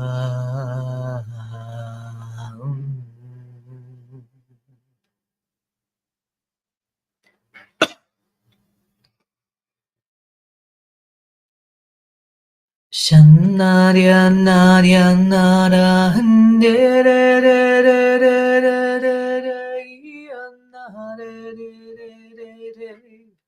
Halo yo yo yo yo ishe Halo marya rya rya rya rya Iki anare we Solin ye re re re re re re re re re Solin de re re re re re re re re re re Hum ro ro ro ro ro ro ishe re re re re re re na ro ro ro ro inna re re re re re re re re re re hum re re re re re re inna re re re re re re re Hangurum do ro ro ro ro ishe ye ye ye ye ye Amore re re re re re re re re re re re Amore re re re re re re re re re re Anna ra ra ra ra he ra na ra ra na ra ra Ashe anna ra ra ra ki anna re re re re Hallo ro ro ro ro ro ganga we we we we we Hambo ro ro ro ro ro nga we Saluma saluma da de de de de de de Saluma da da da da da enangira de da ro ro ro ro de dangia randare And as you rest, as you integrate, begin to give gratitude, begin to give thanks, begin to give reverence for all of the blessings in your life. Mango ro ro ro ro isha re re re re re. Naru ko ro ro ro ro ro ina re re re re re. Sarunurunurungiranda re re re re Mangure angawe andare re re re re re re Alla ro ro ro ro ma we we we we we Sharum ha re re re re re Kia do ro ro ro ro Sarande re re re re Go yong do ro ro ro and lift yourself from this position of laying down. Come to the edge of the water and just offer your gratitude, offer your thanks, offer your gifts to the waters, whether they be crystals, whether they be grains, whether they be tobaccos, whether they be starlight, whether they be love. Itararara isangi re re re re haro watare re ne andaro oso re re re Rannare angara dea ue she she she. Whether they be your song, whether they be your voice, we invite you to use your voice now. We invite you to tone, to sound, to sing. Hirarara nere usororororo. Allowing your voice to be heard. Nakare re re re ishagorororo. Halamare re re re karororororo salokoyo mangwahea ushahea koyoyo. Haposahanai tete anandialaka. Sauta nakiatata ese utoshe nanerukuruku. We give thanks, we give thanks, we give thanks to the many beautiful dragons that have been named and unnamed, that have partaken in this beautiful ceremony, that have comforted us, that have protected us when we have been conscious or unconscious of their presence. We give thanks to all of our protectors, all of our guides, all of our family of light.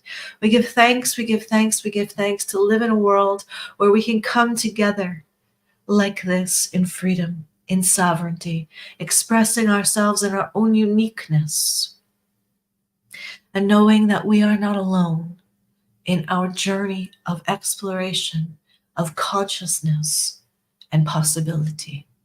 We give thanks, we give thanks, we give thanks for the magic that resides within us and around us. We give thanks, we give thanks, we give thanks for the opportunity to breathe our breath. We give thanks, we give thanks, we give thanks for all of the joys, for all of the sorrows, for all of the transformations, for all of the wisdoms. We give thanks.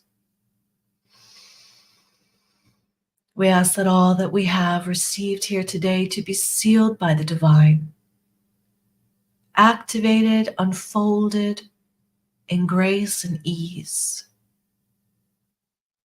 We ask that each one's guide continues to watch over, guide, and protect them on their journey, and to bring them illumination along the way.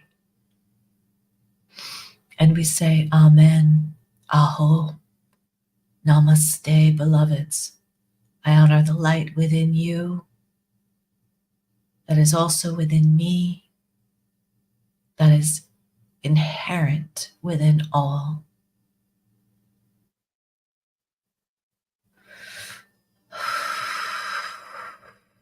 Blessed be, blessed be, blessed be all beings.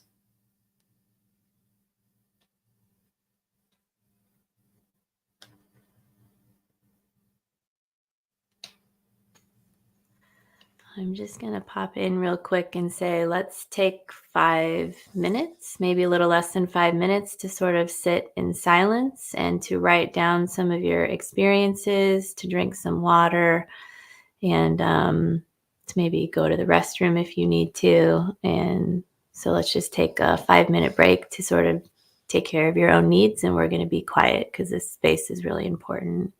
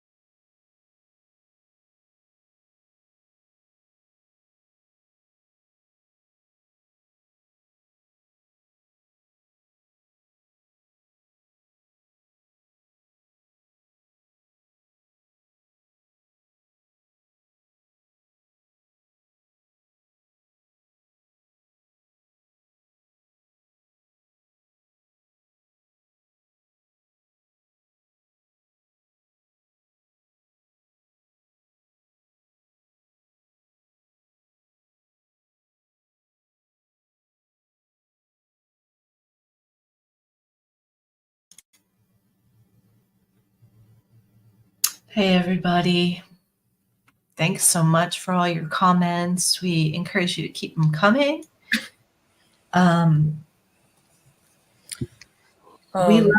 We love hearing your experience, especially since we're not in a live class setting. So please keep them coming. It really is very helpful and supportive for us to know what you guys received about it. And to answer, we had a question out there about if we're having another reunion with the three of us, and if you came late, we talked about this in the beginning. This is a little experiment that Ashley and Hannah and I decided to come together and try out, and it was so much fun. And we are going to offer a 3-day intensive in early March 9, 10, and 11, I think. Or is it 8, 9, 10? Yeah, 8, 9, 10. 8, 9, 10, and 11. What is time? Yeah, what is time? And so I'll just share the link with you guys again. This is my page for the link. So if you want to go there, you can read about it. It's going to be 3 days. Each one of us is taking a day. And Ashley is doing the Tiamat, the goddess Tiamat, and the dragons of death and transformation. Hannah is bringing forth goddess Kuan Yin and the dragons of love. And I am bringing forth goddess Lakshmi and then the dragons of wealth and creation. So it's going to be a really amazing time. And we welcome you. We welcome you to join us if you enjoyed this. So, yeah. For the people that are asking about recordings, if you feel drawn to listen to this transmission again, it's on all of our YouTubes.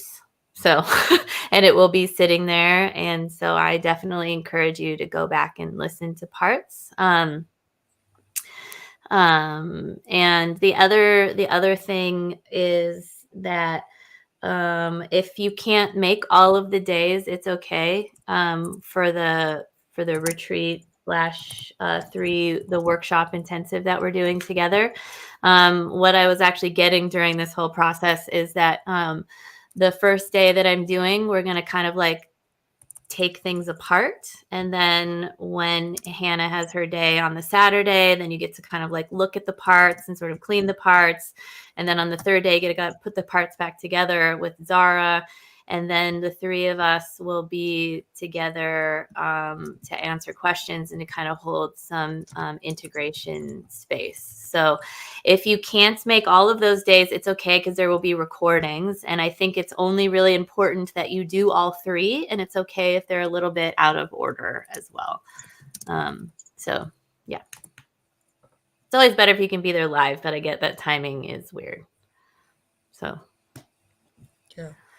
Wow, thanks so much for that, guys. Like, that was powerful. I know I'm gonna sleep like a baby tonight. That was like really intense in like the best possible way. I can't say I've ever experienced anything quite like that before. So thank you guys for co-creating this with me, like both Zara and Ashley and everyone else that is here today, because we all co-created that together. It was a very beautiful experience, and I feel it was very needed right now. And I very much am looking forward to the 3-day intensive now. It's going to be great. I can already tell. I think Nano next said something about Tiamat. My perspective of her is that she was actually demonized with the dragons, and was made to be like a really awful creature when she wasn't. And so we'll get into all of that. So it's like a demonized part of the divine feminine and also the dragons. So I just like to repeat multiple times that dragons do not share the same DNA with reptilians. And so they're very, very different. But it's by design that reptilians look like dragons. Yeah. Yeah. There's actually quite a lot of information on Tiamat, and she has a cult following. She's a very, very powerful goddess, like Kali, right? So Kali gives birth to the universe, and she also eats it and destroys it. It's that kind of a flavor. of a goddess. Yeah. Big She's stuff. great. Wow. So I'm a little woo-woo. Coming back to Earth, right? That was intense. It really was. It was really good. So I felt I'll share from my experience what was going on. I was really connected to both Ashley and Hannah. I could see us in a trinity, and this is something actually that I was talking about last night in one of the classes. My channel, we each have different channels. Some people have multidimensional channels where they're really seeing things. I actually have more of an embodiment channel, and so my body just does things.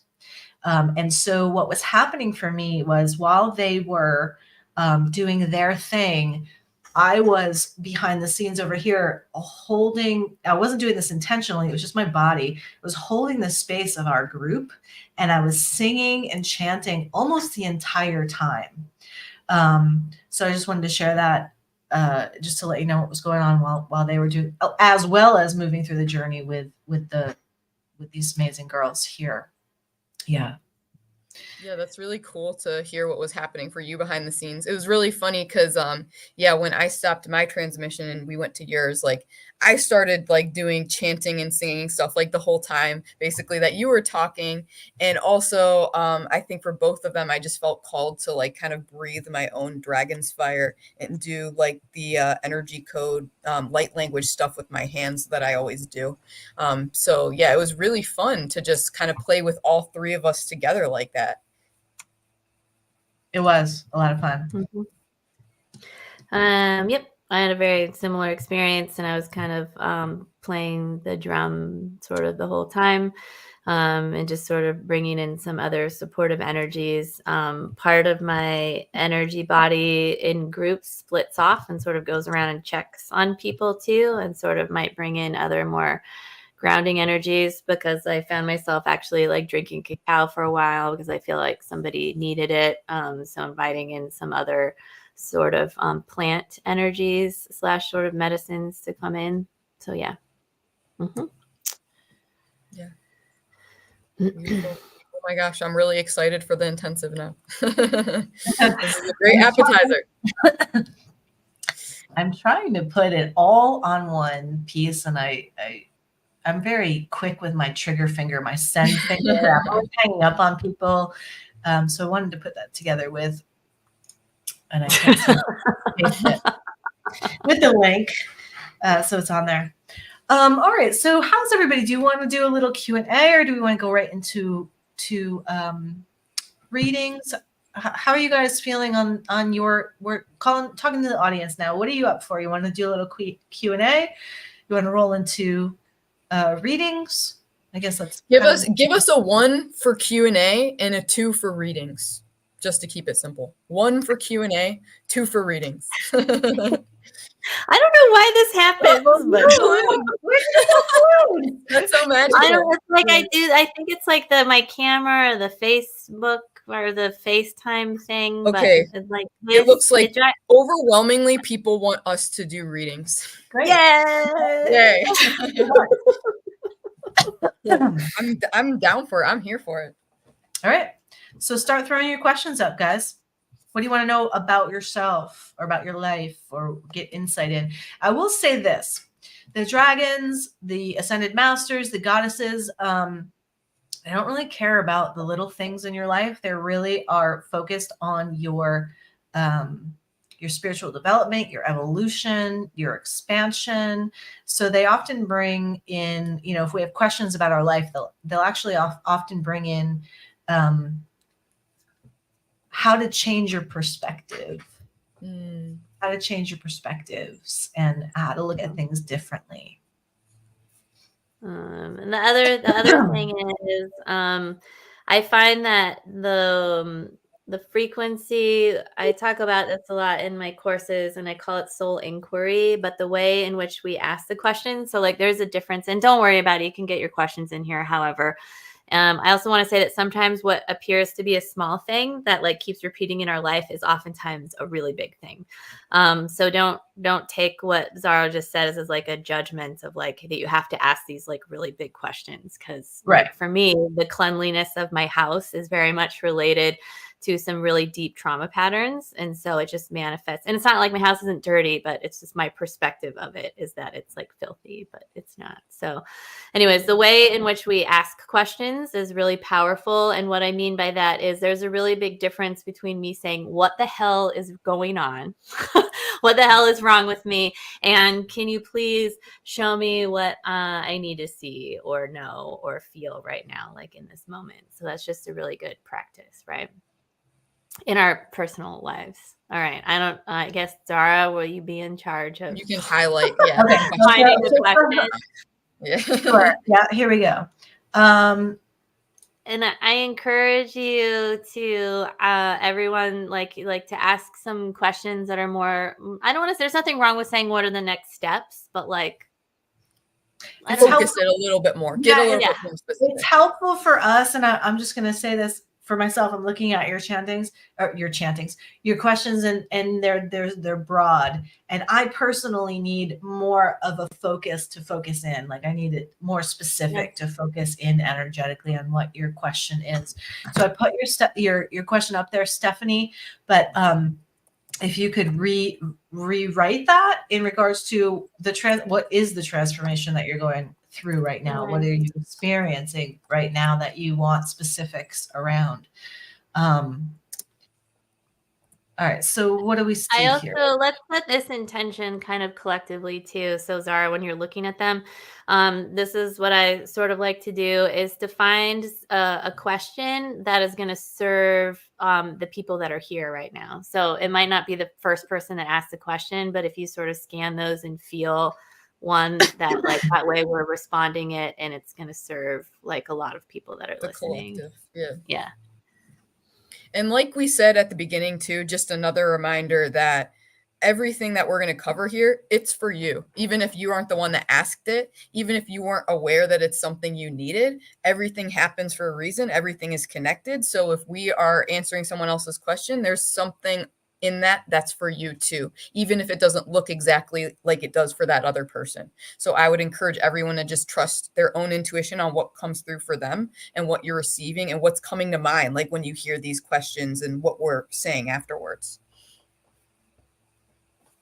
Here's a good question that will be helpful for everybody, I imagine, because we all, well, not all of us, but self-support and wealth building is a big deal for us light workers because we're really focused on, inner peace and outer peace and experiencing peace and doing all the things for peace. And so we don't have a real strong, focus or often don't have real strong skill set in regards to highly functioning on the material world. And I know that Hannah is doing a wealth manifestation workshop right now. So maybe you want to tune into that one, Hannah? Does that feel good? I can, drop that in the comments. So literally we're right in the middle of it. It's 2 weeks of free workshops. It's called the Quantum Abundance Accelerator, and it's designed to help you kind of get abundance in all areas of life, not necessarily just your finances. But yeah, if you want to be a part of that, you can sign up via this link. We're going to be doing another one tomorrow and another one on Friday. And then we have it next week as well. So that's something that could definitely help. And I do have something that's coming through for this person, if that's cool for me to share. Mm-hmm. So I feel like this is, again, it's multidimensionality, right? So duality reality wants us to think it's either this or this. And I think there's this program running in you that says like either you're moving forward with your self-support and wealth building, or you're getting rest, and that you can't do both simultaneously. So that, let's just set the intention. I feel like that's something that's just going to dissolve that for you right now. And you can set the intention, make the choice to dissolve that limiting belief that's in your system. And what I would recommend as like practical advice in the physical world is to take daily action towards your self-support and wealth building, however that may look for you. But this isn't like imbalanced, like masculine like action where you're just taking action for action's sake and you're doing a lot of it. It's like while you're resting, that could look like just 5 minutes a day of like maybe researching something, 5 minutes of a day of reading like a book. It's just something that your intuition guides you to do that day that's going to get you closer to wealth in your life. That's how you invite the feminine in. So it's like this inspired action where you're working with both the masculine by taking some sort of physical world action and the feminine by allowing space to just receive from the divine what wants to come through on exactly how that action is going to look for you each day. Because maybe one day it is going to involve you kind of like busting your ass for many hours, like putting in hard work and stuff. Another day, it might be you just reading a book or listening to an audiobook. It could take many different forms. So just check in with yourself each day and ask what is right for you that day, and trust that you will be making a progress as long as you're doing this. You're taking this time to check in with yourself and then taking physical action as a result of that. Awesome. Thank you. Mm-hmm. And ladies, I have a proposal for you guys. Are you able to hit the comments and click them up on the screen? No, I don't think so. Okay. All right. I was just curious. Is it just when you click on the comments that they Yeah, come up? if I click on it, it comes right up. Yeah, that's not happening for me. Okay, let me see if I can. But you can go find that comment again. And because I think there's some other comments in there that are sort of related. So I'll talk a little bit about it. So I think that was Decky. I think that's who I'm talking to. Dee McKenney, I think. Yeah, and I think that's this one that you were just doing? Yeah. So one of the things that I'm getting, and this applies a little bit to Carol, just wrote something in the comments as well, and anybody else that's sort of working through financial transitions. I really love this question because this is really a period of time with the radical embodiment, particularly focusing in on the dragon energies that are available for us this year. Prosperity dragons, the emerald dragon lineages, they really want to give to you. And I've said this in other places before, but there is a direct connection with womb wealth. And for the men, this is like Hara health. Right. So womb and Hara wealth. And so this means that, like, think about for those of you that have maybe experienced traumas or boundary crossings, like in an inappropriate way, these parts of ourselves really need to be nurtured and loved. And rather than sort of being whipped to kind of like move forward and go faster and to do more, but I can like see you holding like this part of yourself to nurture it. And these like bigger patterns in our life, when we really release them and dissolve them, I think this is an important thing to comment on, is that it can be a little bit disorienting in our actual field. So I don't know if anybody's ever had like an entity removed off of them, particularly the deeper ancestral ones. When we remove that off of ourselves, sometimes there's this like short period of like a disorientation, like you can feel a dizziness because this really massive part of our, like not even of ourself, but a thing that was outside of us has been taken away from us. So sometimes when we're talking about early childhood traumas or really big ancestral patterns, when those things get removed from us, it can create shorter maybe periods of disorientation. So keep that in mind when you're working on this, because that is actually something that is coming up with this question. So when we're thinking about wealth, health, like really going into how we ground and grounding through the womb and Hara space, and this includes the yoni and the lingam, and sort of getting in touch with our sort of sensual pleasures and these parts of ourselves, because that is a really direct connection to the way in which we manifest into this life through these physical bodies. So the more that we become embodied, the more that we are in our body, the easier it can be to kind of manifest. And I feel like when most people are talking about manifestation out there, like The Secret and all that stuff, it's way more than just like thinking something and then having something happen, even though thoughts are really important. But because we're working in the quantum field and with quantum energies, we have these deep-seated patterns that are in our subconscious that are always interfering with the pattern of, I need this to happen in my business, or I would like this, or this thing that I'm trying to create. And so it's really about finding out what this sort of like underlying frequency that is affecting what we are consciously trying to co-create. So for those of you that, particularly women, because women are oftentimes the receivers of the unprocessed emotions of men. And this is not to at all demonize men. It's really important that in this fragmented grid system that we're existing in, that we remember that men have been divorced from their emotions intentionally. And so women oftentimes pick these up. And at the same time, when we are having sexual intercourse, we are massively exchanging these energies like all the time.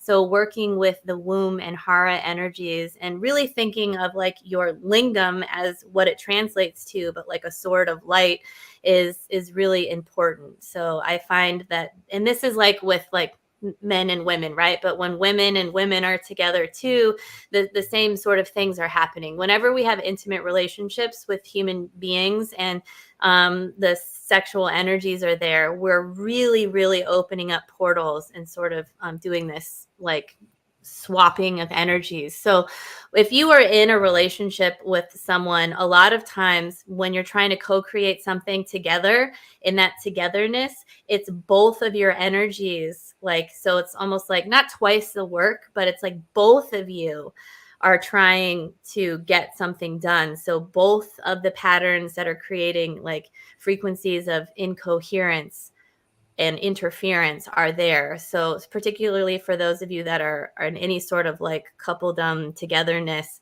looking at that, because you are sharing a massive energy field together. Awesome. Thank you. So I have one that I would like to play with here.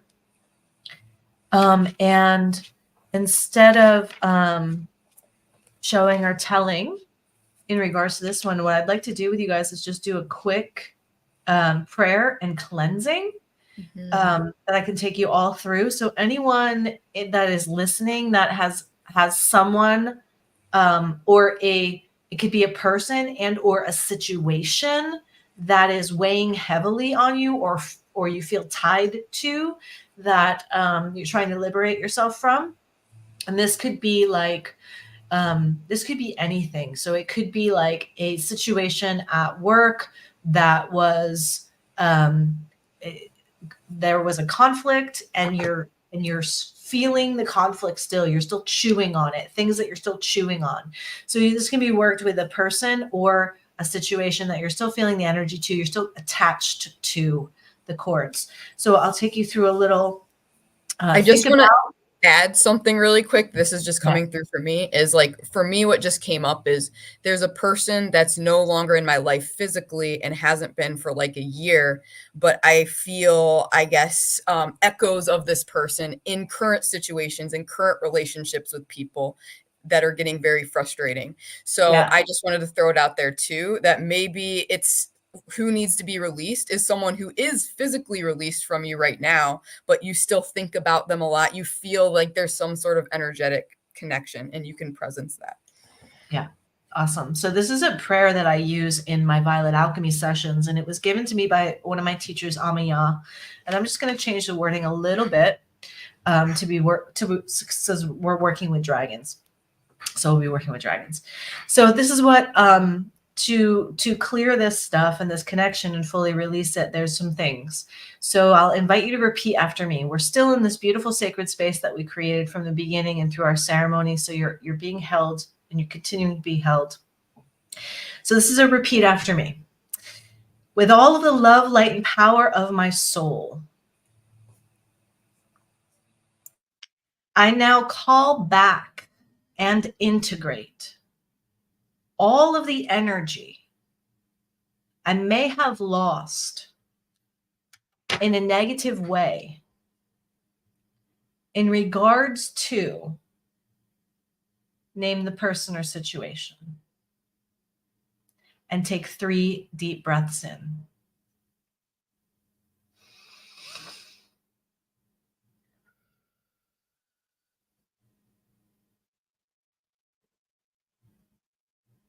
I call on the white cosmic flame. Saying these words out loud, I call on the white cosmic flame to blaze, purify, dissolve, and clear all cords between myself and name the person or situation. With the love, light, and power of my soul, I call upon the dragons of purification to clear all cords between us now. Take another long, slow, deep breath in. And repeating after me again, I call all of my energy back from any cord or experience with name the situation or person.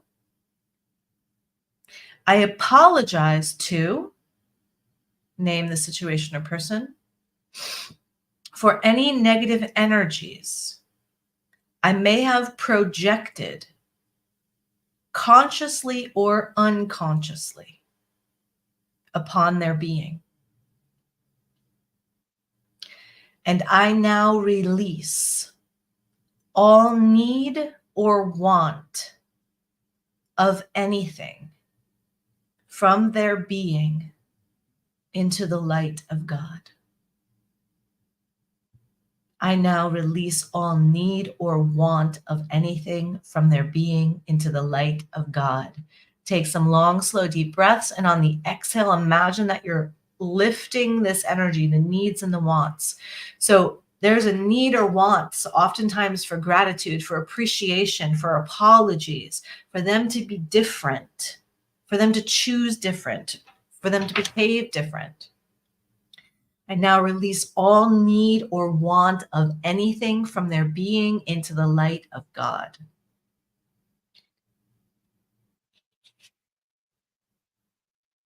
So be it.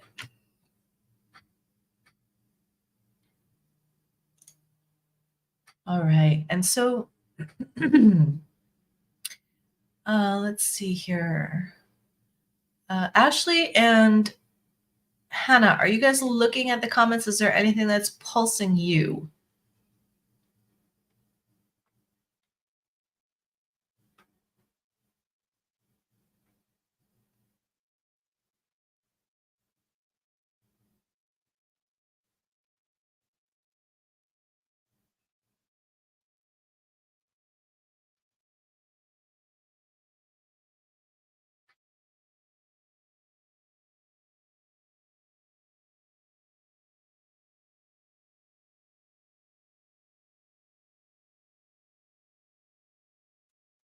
How about this one?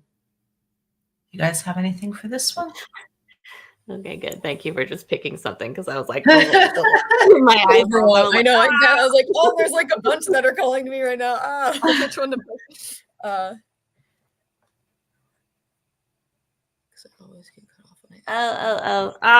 So just, I guess, briefly, it's sometimes when we're in points of connection, sometimes our excitement sort of can cut off the connection. So I would say continue to keep connecting and getting used to the energies and knowing that it's always there and that nobody is going anywhere. You're not going to forget. You're not going to get lost. The beings aren't going to ditch you. The dragons will always be there. So sometimes, and this is another thing to remember about dragons. I feel that not all dragons, but my experience with dragons, and I've done this before, like I'll have some giant like mother dragon just sitting there. And I remember this is a long time ago. She was like massive, and she had these like giant, like ancient sort of wisdom face with like these like really hoop earrings. And I was like sitting there, and I consider myself like a kinesthetic channel. It's how I know who I'm talking to. Like I pay attention to the visuals, but it's like they have to give me these kind of like light codes through my body. It's like this etheric sort of handshake, and there's like this introduction process. So I was sitting there going like this, like kind of waiting for her to talk. And then I realized, oh wait, dragons are speaking in vibration. Right. So I'm not, why am I waiting for like a talking? And so just allowing that energy to come through my body so that my body is actually translating the vibrations into language. And I currently, my main source of language right now is English.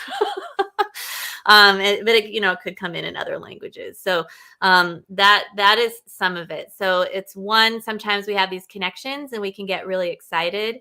So that can kind of throw us out. And sometimes we might not quite realize it, but we're actually putting a lot of pressure on receiving a quote unquote answer.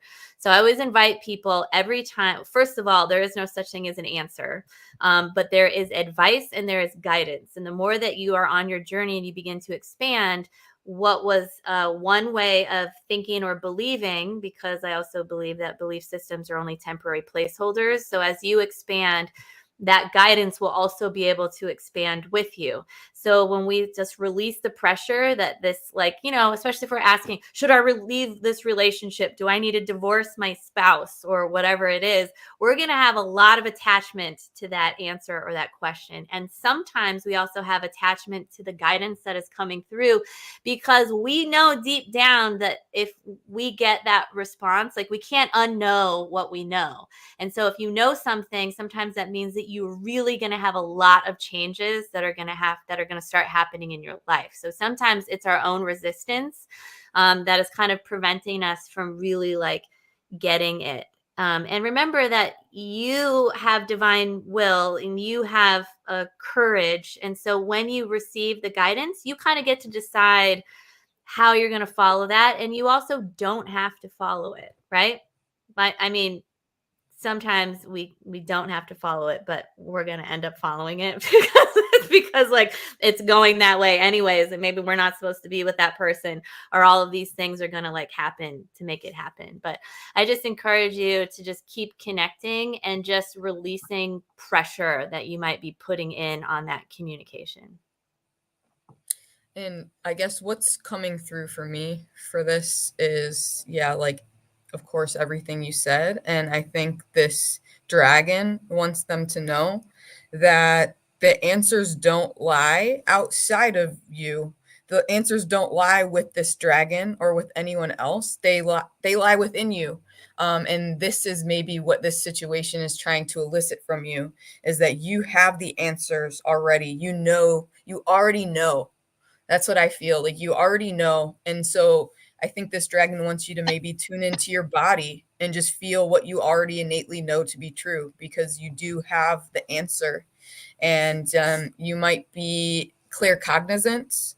So kind of going off of what Ashley was saying too, I had the same kind of experience with the dragons. Is I'm dominantly claircognizant. So I just know things like instantly, telepathically. It took me a long time to realize that was me being psychic, I guess, and receiving downloads and information and communicating with dragons, because I thought that I would like see these dragons in my mind's eye and like hear their voices. And sometimes I have those experiences, but more often than not, the dragons communicate with me via direct telepathy, which is claircognizance. It's just instant knowing. You just instantly know things. And so I think this dragon wants you to know that you have that as a very strong clair, and you are being called to trust what you just innately know to be true, because that is your connection to source. That is your connection to the dragons, and that's your own psychic ability.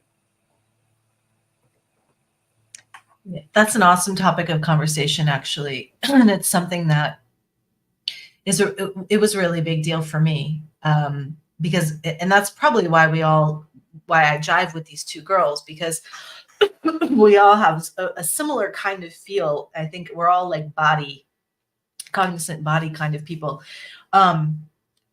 There are different kinds of channels, you guys. So there are people that and there are people that are psychics, right? They can look into your future. They can tell you what's going to happen next week.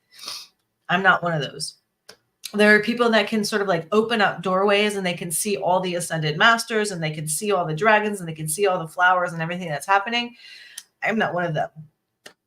I always wanted to be one of them. But because that's how we think of as a psychic, but understanding that, it came through to me that's called like a multidimensional channel.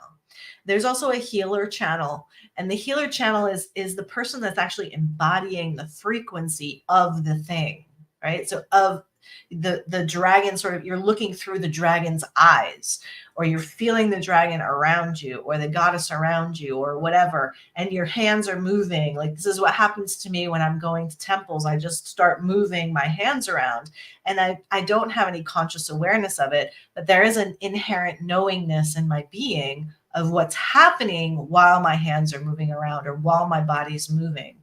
So the question, right, is how to sort of not cut off that connection. But it's like, I would say that to not cut off the connection is more about like staying in this place of curiosity and discovering what other senses you might have that are picking up data that can be interpreted. Right? So it's not always visual, it's sensual also, or it is just like Hannah was talking about, a direct knowing. Yeah. I think that I am available for one more energetically. Is there anything in this list, you guys, that is calling to you? I feel drawn to the one from D-Boy about sexual trauma. Okay, good. That's the one I was doing too. Yeah. I wasn't sure if I wanted. Here we go. I find it really synchronistic because, yeah, I've had a lot of sexual trauma, and ironically, I also do have very strong sexual trauma that comes from my mother and that side of my family. And about like 3 or 4 years ago, shortly after meeting my twin flame, I transmuted a lot of that myself. I healed and integrated a lot of that myself. And now I find myself in another wave of doing that, like healing that. So I find this really relevant. And I would say there's like a bunch of different ways that you can tackle this. Trust your intuition on what you feel called to do. I would say for me, like, actually just doing masturbation was like a huge way to transmute this, because I like was very like asexual and not really interested in doing anything sexual whatsoever. And so just the simple act of doing that, but doing it in a very conscious way where I was calling upon my higher self and my twin flame to help me heal this sexual trauma while I was masturbating, that like healed so much. Like, I used to struggle from this thing called vaginismus, which is something that can happen after sexual trauma. I totally healed that in just a few weeks, calling on my higher self and my twin flame to kind of heal with me when I was doing like intentional, let's say, meditative masturbation. So that's really powerful. And I would also say you can call upon the dragons in Dragonsfire like we did today. It's very transmutive, especially when you're working with generational trauma like this. It's like a lot. It might feel overwhelming for you to handle or to hold. You can call on the Dragonsfire to kind of transmute that shit for you, like instantaneously, to transmute it to a higher frequency, and it will happen. And it's that simple. And finally, I would say creativity. So creativity and sexual energy, they're both like in our sacral chakra. They're kind of the same energy. I mean, when people have intercourse, you know, they're like creating life. But you don't always have to create life, like creating another human, let's say. You can write a story, you can sing a song, you can bake something, and you're like creating, right? So I would say it's all about getting very intentional in transmuting this sexual trauma when you're creating something. So I, for example, am a creative writer. So it's like maybe I would write a story with the theme of like sexual trauma and exploring that. And I would find that when I finish the story, it's gone. Like, I don't feel it anymore. It's been transmuted through that creative energy of the story. So those are just some ideas from my side. And like I said, take what resonates. I agree with everything that Hannah said. I have spent a lot of time with conscious masturbation and getting very, very, very clear.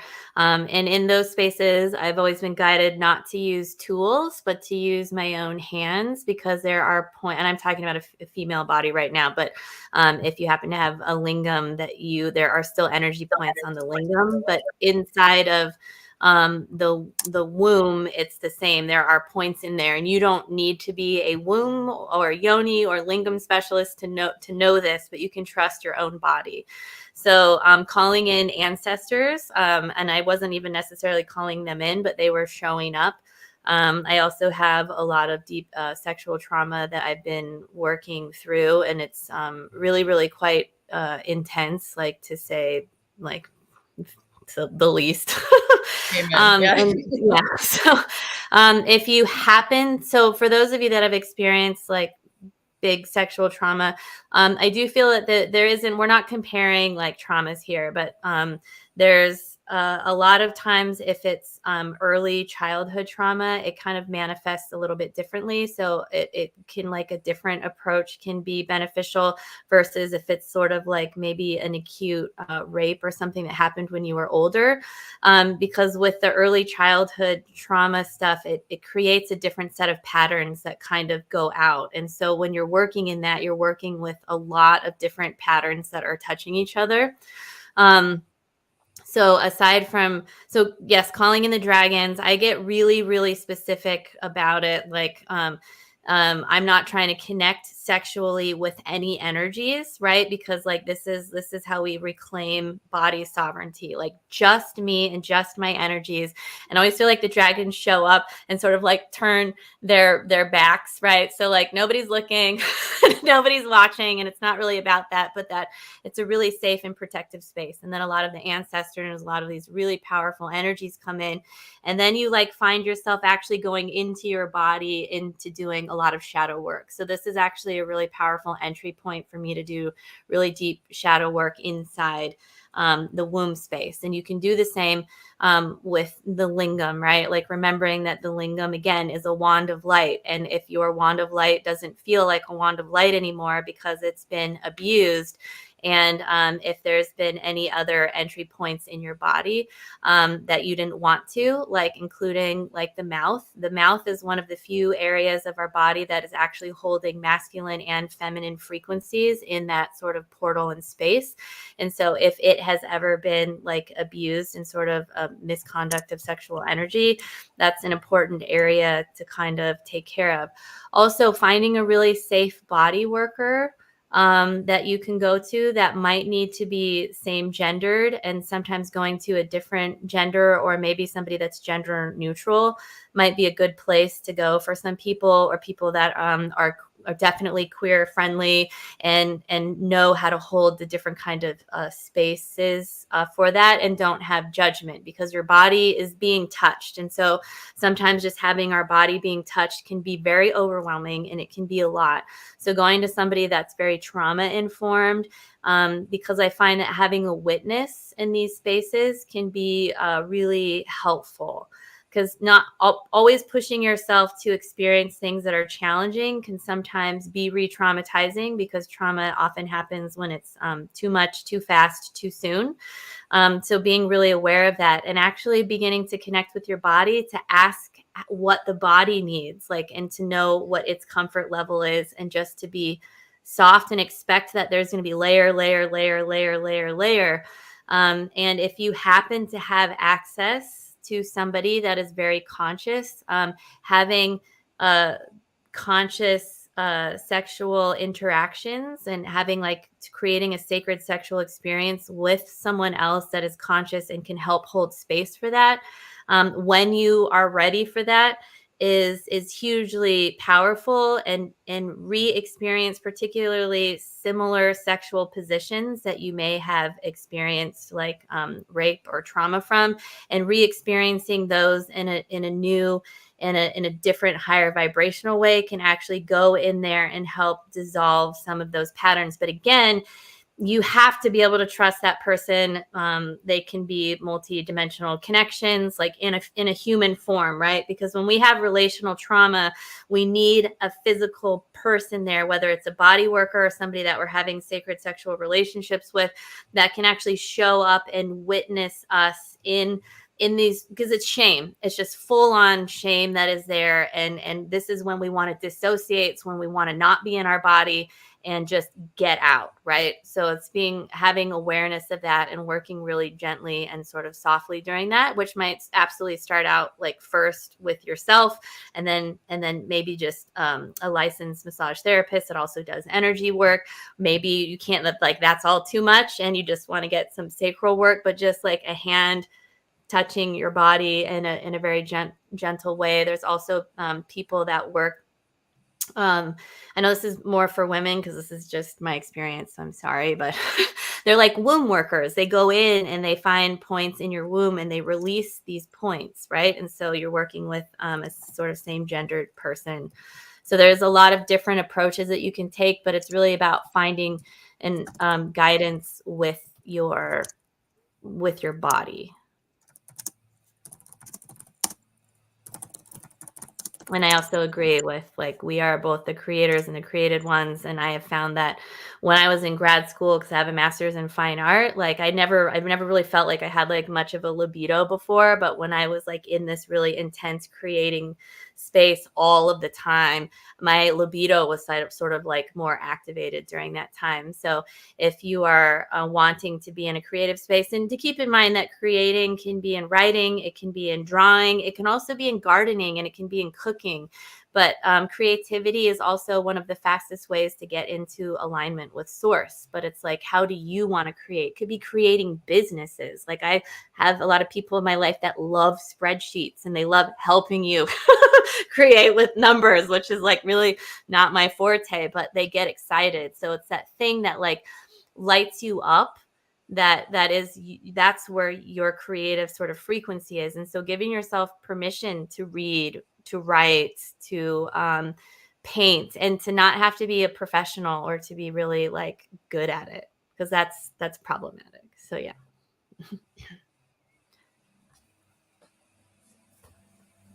Yeah, you can also, I like to call it, for those of you that like want to get a pen and like paint or something, I like to call it, because this like releases a lot of like pressure to make like this perfect image. But you can, call your beings and guides, call the dragons in, and just ask to maybe you've had this sexual trauma, you don't have language for it. Like, this is the beauty of like art therapy, is that you get to actually move beyond language and have these somatic experiences come through. And instead of putting the pressure that you have to make art, one, you don't have to show it to anybody. Two, you can call it intuitive mark making. So it's almost like you're creating a little oracle card for yourself that you don't have to worry about what it means. You just let the colors or whatever you feel guided to, and it could be totally sloppy and muddy. It doesn't really matter. And then you can look at it later and maybe try and wrap some language around it, or just let it be something that needs to be expressed through your body.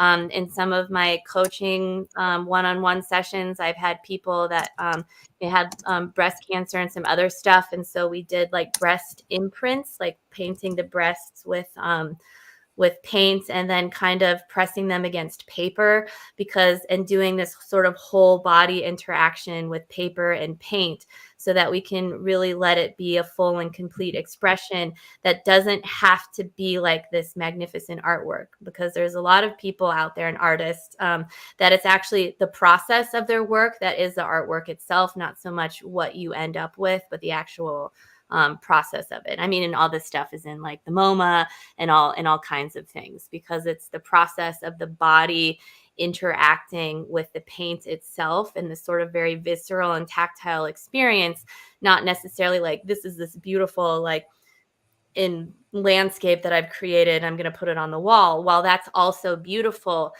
the healing of, self-portraiture, not selfies that you're going to put up on Instagram, but actually like when you feel sad and you can have this an intimate experience with yourself about using a timer and maybe photographing your body in these different ways, or parts of your body that feel shame that you don't want anybody to see, and looking at them and experiencing your body and what your body has to say. And I'm a big believer, and this is what I studied a lot of in grad school, was the body as the homeland. Like, this is the homeland. So if you are separate from the country of your origin or the motherland, it can be really, really hard. And if you're like me and don't look like anybody in your family, then you have this whole diaspora hybrid thing that's going on in you.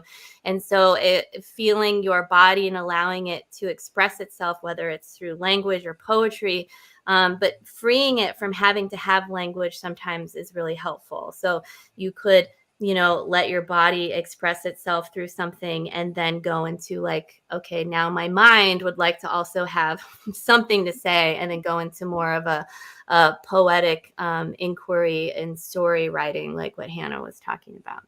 Okay, I'll stop talking because I won't, because this is a lot of, there's a lot to here. Awesome. So we have to come to a close, you guys. I know my energy is getting really wonky. We've been on for about 3 hours now, but we all have stuff that is coming up for you, offerings that are coming up for you. And one of them that we are collaborating together is early in March. And I just want to give a couple minutes to each of us just to kind of share like what these offerings are that you can join in on. Some of them are very low cost. Some of them are free. So what I just put this link in here, this go ZaraStarchild.com, Dragonsfire Alchemy. That link is for today's thing, what you just watched, what you just witnessed.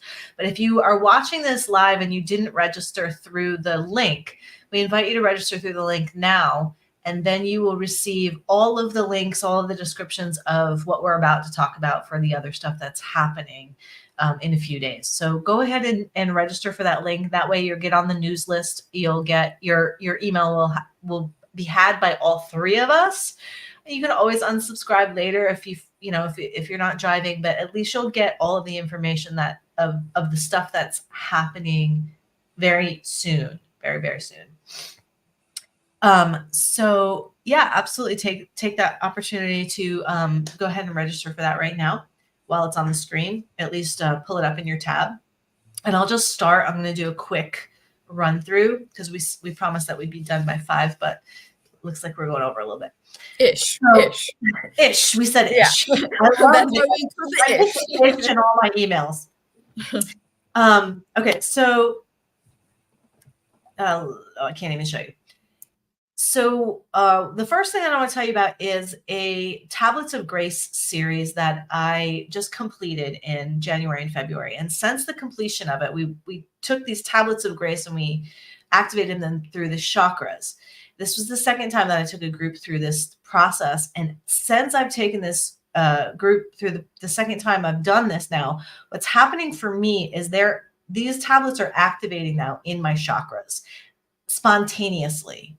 When my frequency is dipping, when I'm going into fear, when I'm going into anxiety about stuff that's happening around me in the material world, what's happening is instantly these tablets are turning on, and I'm remembering, because they're turning on, I'm remembering about grace, and I'm remembering to trust. And so this Saturday, we're having a little mini practice group where these tablets are going to be activated and turned on in a mini way, and we're going to be talking about how to use them in your life. And that is like a $25 little mini class. And then the big thing that's coming up is on the spring equinox. I hold an Awakening Your Light Body class once a year, and that is going to be starting spring equinox. So this class is it's going to go for a year, from spring equinox to spring equinox.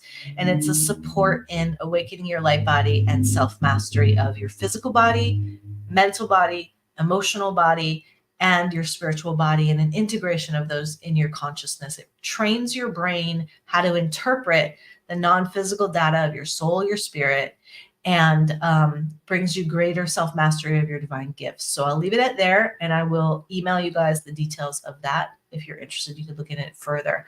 And I'll hand the baton to Hannah. Cool. Thanks for sharing that, Zara. That sounds really, really awesome. I'm picking up what you're putting down here for sure. Yeah, so what I've got going on is, like we mentioned before, I am currently in the process of doing these free workshops. There's 8 of them, called the Quantum Abundance Accelerator. And it's really funny because just like what you say with your light body thing, that's what we kind of start to just dip our toe in with the Quantum Abundance Accelerator. So we focus on the 4 different realms, which are mental, emotional, spiritual, and physical. And so we've already done yesterday and Monday the mental and the emotional realms, and then tomorrow we're going to be doing spiritual. Friday we're going to be doing physical, and then next week we'll be kind of like integrating those in specific areas of life, like your finances, your love life, all that fun stuff.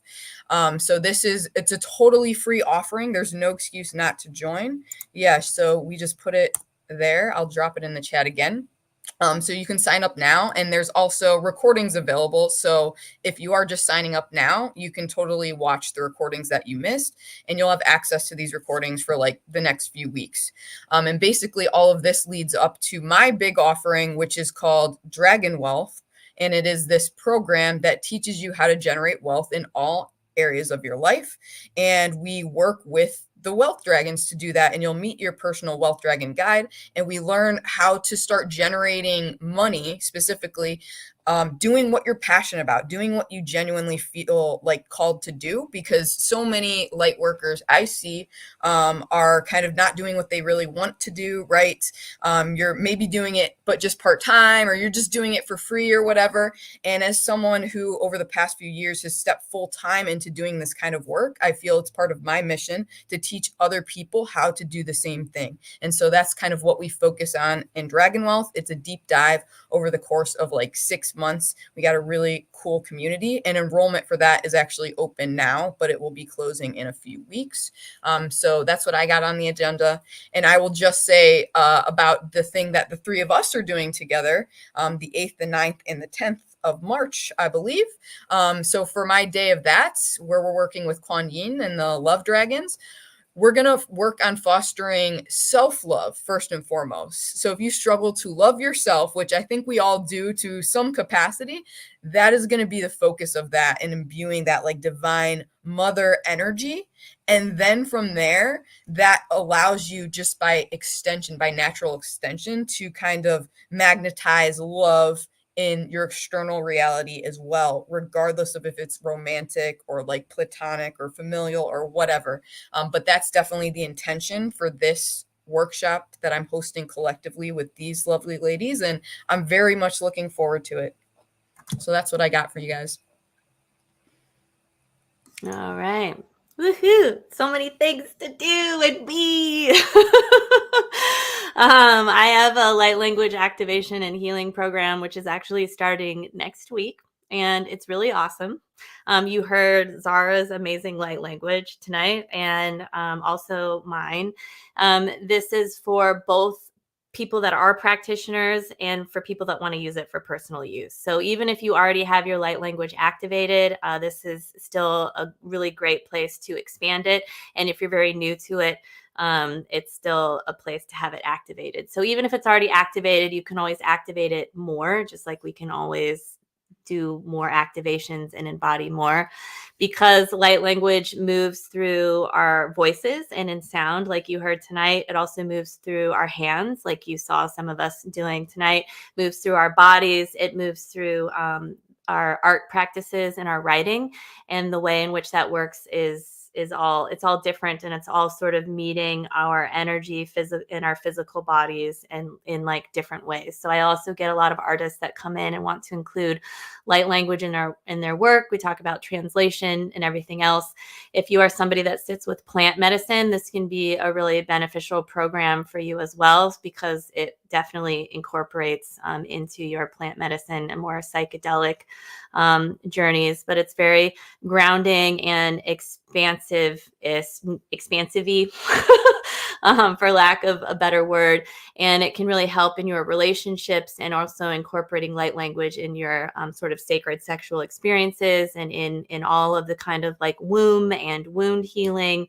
And we'll also be connecting our wombs and hara energy into our throat chakras, because those are also completely related to each other. So there's a lot of benefits of being there. It's a 9-week container, very powerful. And I always say this about all of my courses. I do 3 a year. This is my favorite, but the next time I have another one, I'll probably also say that it's my favorite. I do know the dragons are going to be really present in this one, and we're going to have a day that's connected to really activating your dragon song, if that's what you want. And you can always choose something else. And then we're also going to be doing an 8-week plant devotional, so non-psychedelic plants that we can work with that are actually going to help you remember that the plants are here to help us convert light into life, and to help really embody these energies. So that's what I have that's going on. And of course, I'm really happy to be working with the 3 of you here, and to have the first day where we get to work with the death consciousness and really like get into these parts of ourselves, and to learn about the peace, and to remember about the peace and the beauty of what the death consciousness is offering us, and that it's not anything to be afraid of, but it's also really present and can be scary. So I don't deny that. The death consciousness and the voidal frequencies are they have a traditionally they have a bad rap, but it's kind of like winter, right? So like death is like winter, where the old is closing down, moving away, so that new life, new birth can happen. And that's what it's all about, transformation. I had an amazing time with you guys all. The dragons had fun tonight. We had fun, and we look forward to coming together again in the weekend in March. And I'm going to be doing a little Violet Alchemy healing session in Miss Ashley's light language class, which I'm really excited about. Thank you for inviting me to that. So fun. So thanks everybody for listening. Thanks for joining us. It was wonderful to have you. We had over 100 people on this live stream at one point, which was beautiful. Yeah, great. And we're going to leave these, we're going to leave this up on our YouTube channel. So wherever you're watching it, it's going to stay there. You can come back to it whenever you want. And the links will be in the chat, which you should be able to access if you need to get on there. And I'm just going to put this one up again for you. go.zarastarchild.com/Dragonsfire-Alchemy is the lead page for what you just witnessed. That will get you on our newsletter, and we will send you information about everything that we just shared with you. And you'll be sure to get the next offering that the 3 of us are doing together, March 8th, 9th, 10th, and 11th. All right. Goodbye, everyone. Wow. Love. Thank you.